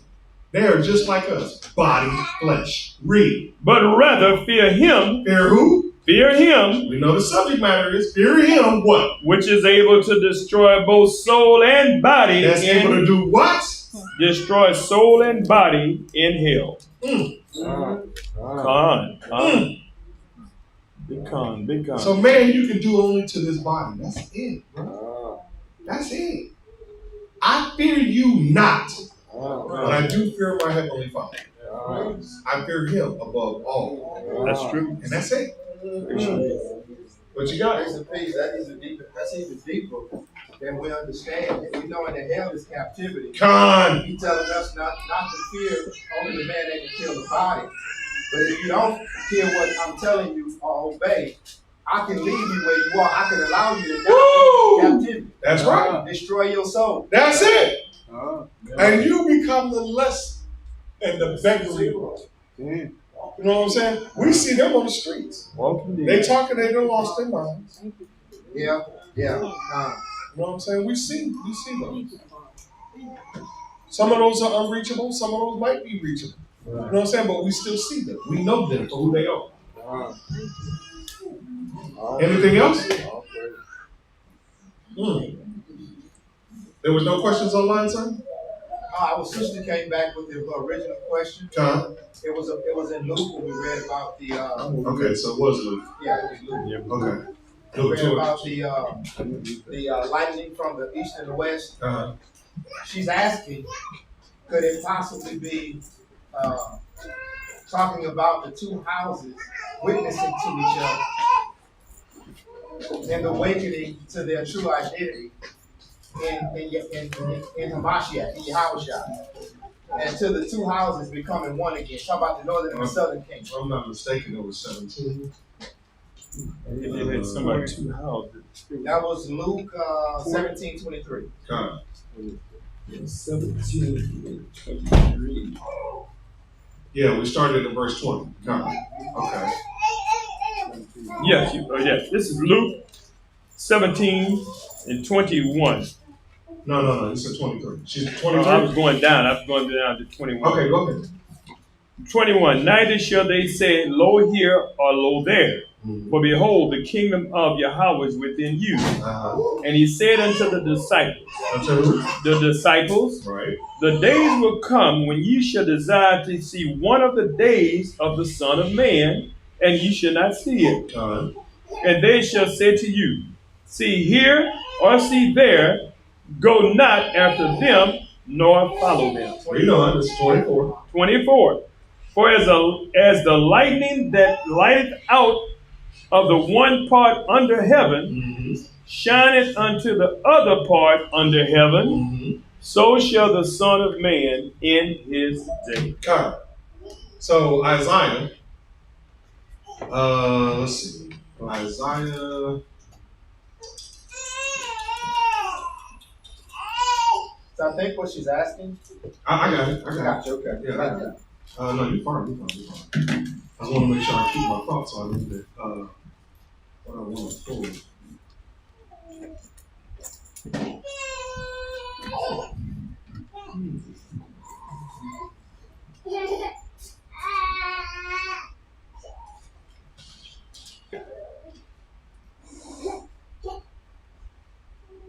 Isaiah chapter 9, verse 1.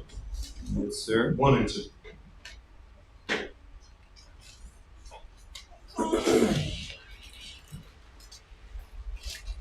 So let's understand first, before you read it. Let's understand first. For as the lightning that lighteneth out of the one part under heaven, right? One part under heaven. So that means from up here, we're going to see the light on one part. We're not literally talking about a lightning bolt or anything. It's the light. All right? From one part under the heaven, shineth unto the other part, which is under heaven.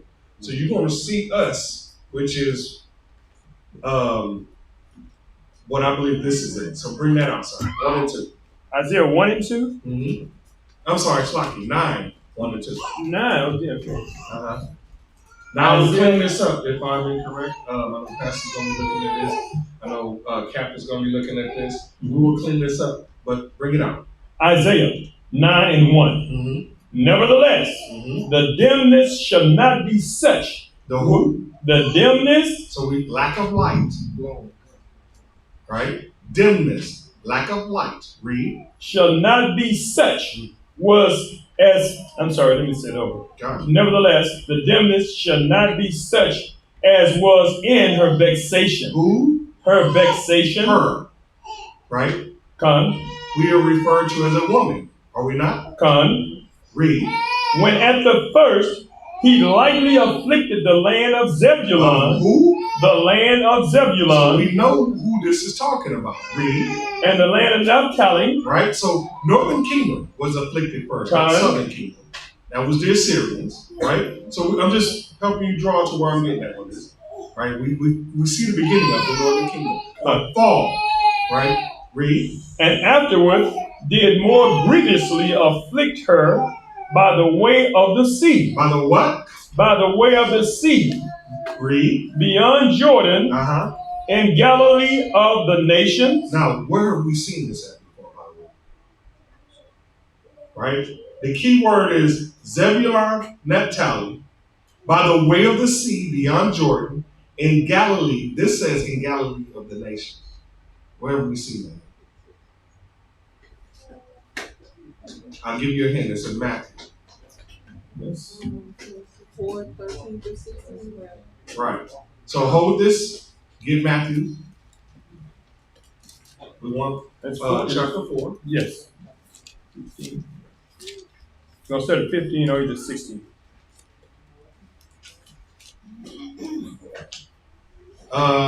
Start in 13. In 13, yes.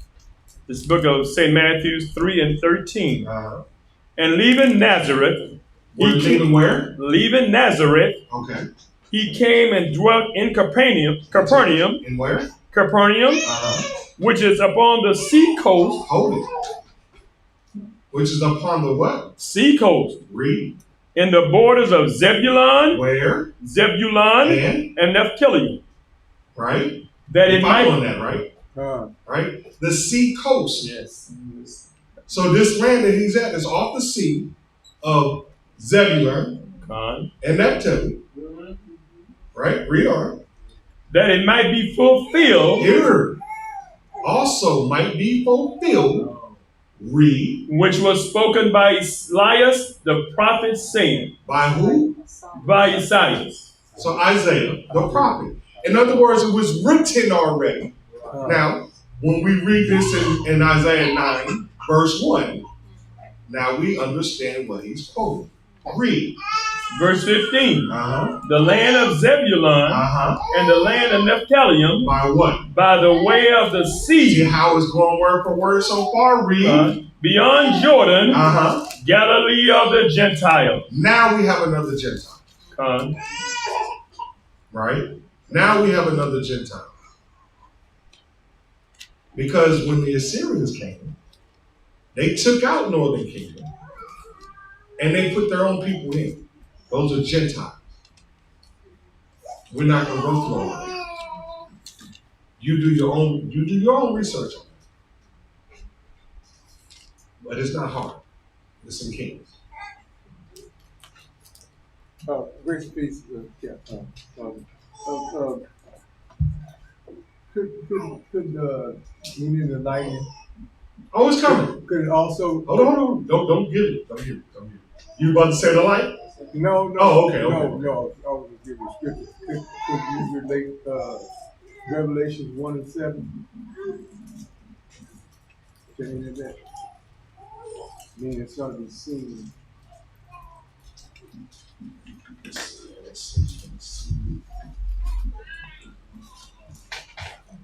Revelation. Hold it. You want to read it? 1 and 7, you said, sir? I wouldn't relate that to this. Not to this one. This is during his walk of his ministry. Okay? So, yeah, I wouldn't relate to this. Good words, but I wouldn't relate that to this. Okay. This one relates to the light, though. This one relates to the light. It's about to tell you. Read verse 15 again. Sir, which one? Matthew? Matthew. Okay, one more. Matthew 3 and 15. 4. 4. Mm-hmm. That it might be fulfilled, which was spoken by Isaiah, the prophet, saying, keep going, the land of Zebulun and the land of Naphtali by the way of the sea beyond Jordan, Galilee of the Gentiles. Read. The people which sat in darkness. The who? The people who sat in darkness. So there's your lack of light. These people sat in darkness. The northern kingdom. Sure, it only gives 2 names, right? But Samaria, being the capital of that nation, fell. So best believe there was a good number of all northern kingdom that lived in that capital. But keep reading. Saw great light. Said what? Saw great light. So one is going to be over here. One is going to be over here. That's back in that Luke. We're still going over that. Read. And to them which sat in the region and shadow of death, light is sprung up. So those that are here in this shadow, because we live in the valley of the shadow of the death. America, yes. Right? We are that light that's starting to shine because we are bringing it on to sisters and to brothers. And then when we look, we see IUIC, we see HOI, we see WFI, we see BOW. We see them in the other nations, do we not? Right. That's right. We see them turning their light on, right? See, I'm explaining what she said. Now let's go back. Finish out Isaiah chapter 9, but now read verse 2. Isaiah 9 and 2. The people that walked in darkness. The who? The people that walked in darkness. So they walked in darkness. Beforehand, they sat in darkness. It's not really a difference. Because you either going to work in darkness or you're going to sit there and watch TV, entertainment, in the movies, whatever. You're still in darkness. Read. Have seen a great light. And what? Seen a great light. Read. They that dwell in the land of the shadow of death. What? Read that again. They that what? They that dwell in the land of the shadow of death. Read. Upon them has the light shined. Upon them. So this is it's a precept. Do y'all have that marked, by the way? That's your precept.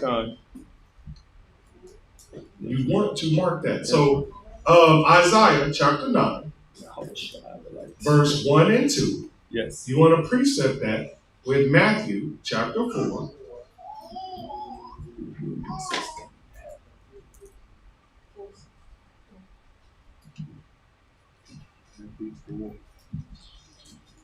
I would say really 13 to 16. Because you want all of that. Because you want them to know who is leaving from Nazareth. And that tells you who in verse 12. Question. Sister Dolores, hold on. Let's get you the mic. By the way, did that answer our sister's question? Was she at?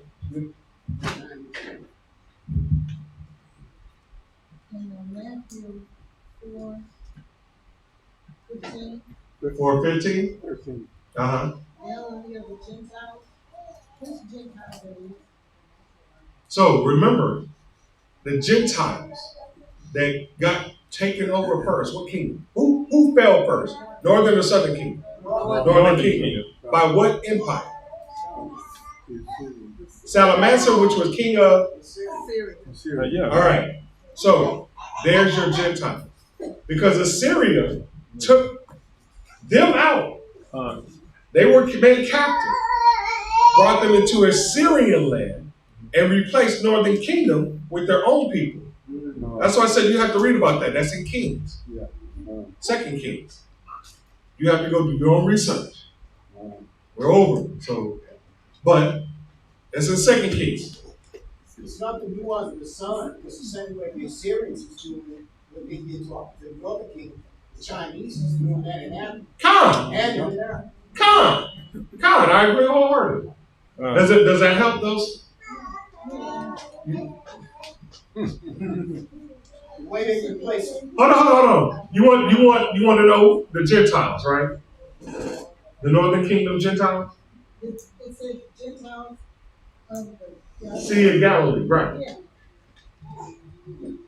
Which one are those in the Well, okay, we're gonna hold that.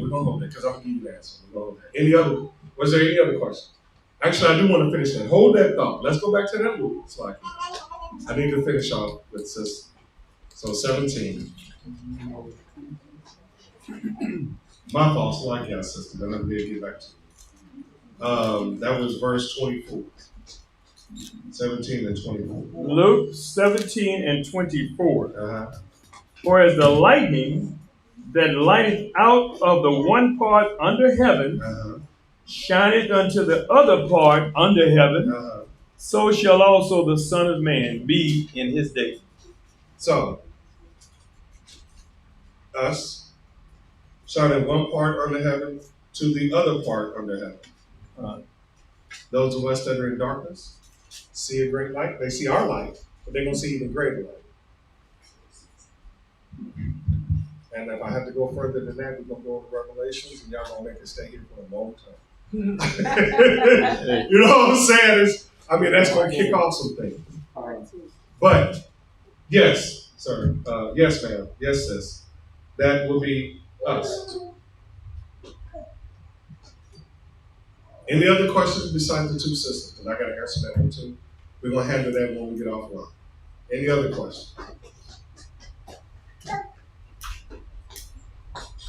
Sister still there? She hasn't responded back. I asked her to answer the question. She hasn't responded back yet. Okay.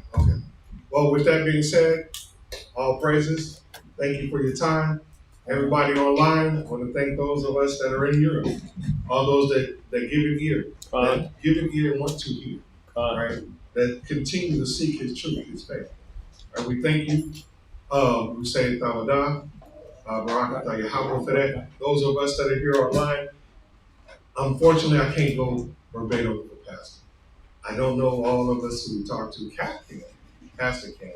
I'm not there yet, but we're working on it, right? We're coming. We're going to call you out, right? But for that, we say Tawada. I want to say grace and peace to all of you, those that are here on the east, from the North Americas, over to the West Coast, and in the South Americas, whether it be Mexico itself, and to South America, those that watch us online, Barakatah Yahweh, Vashem, say Hallelujah.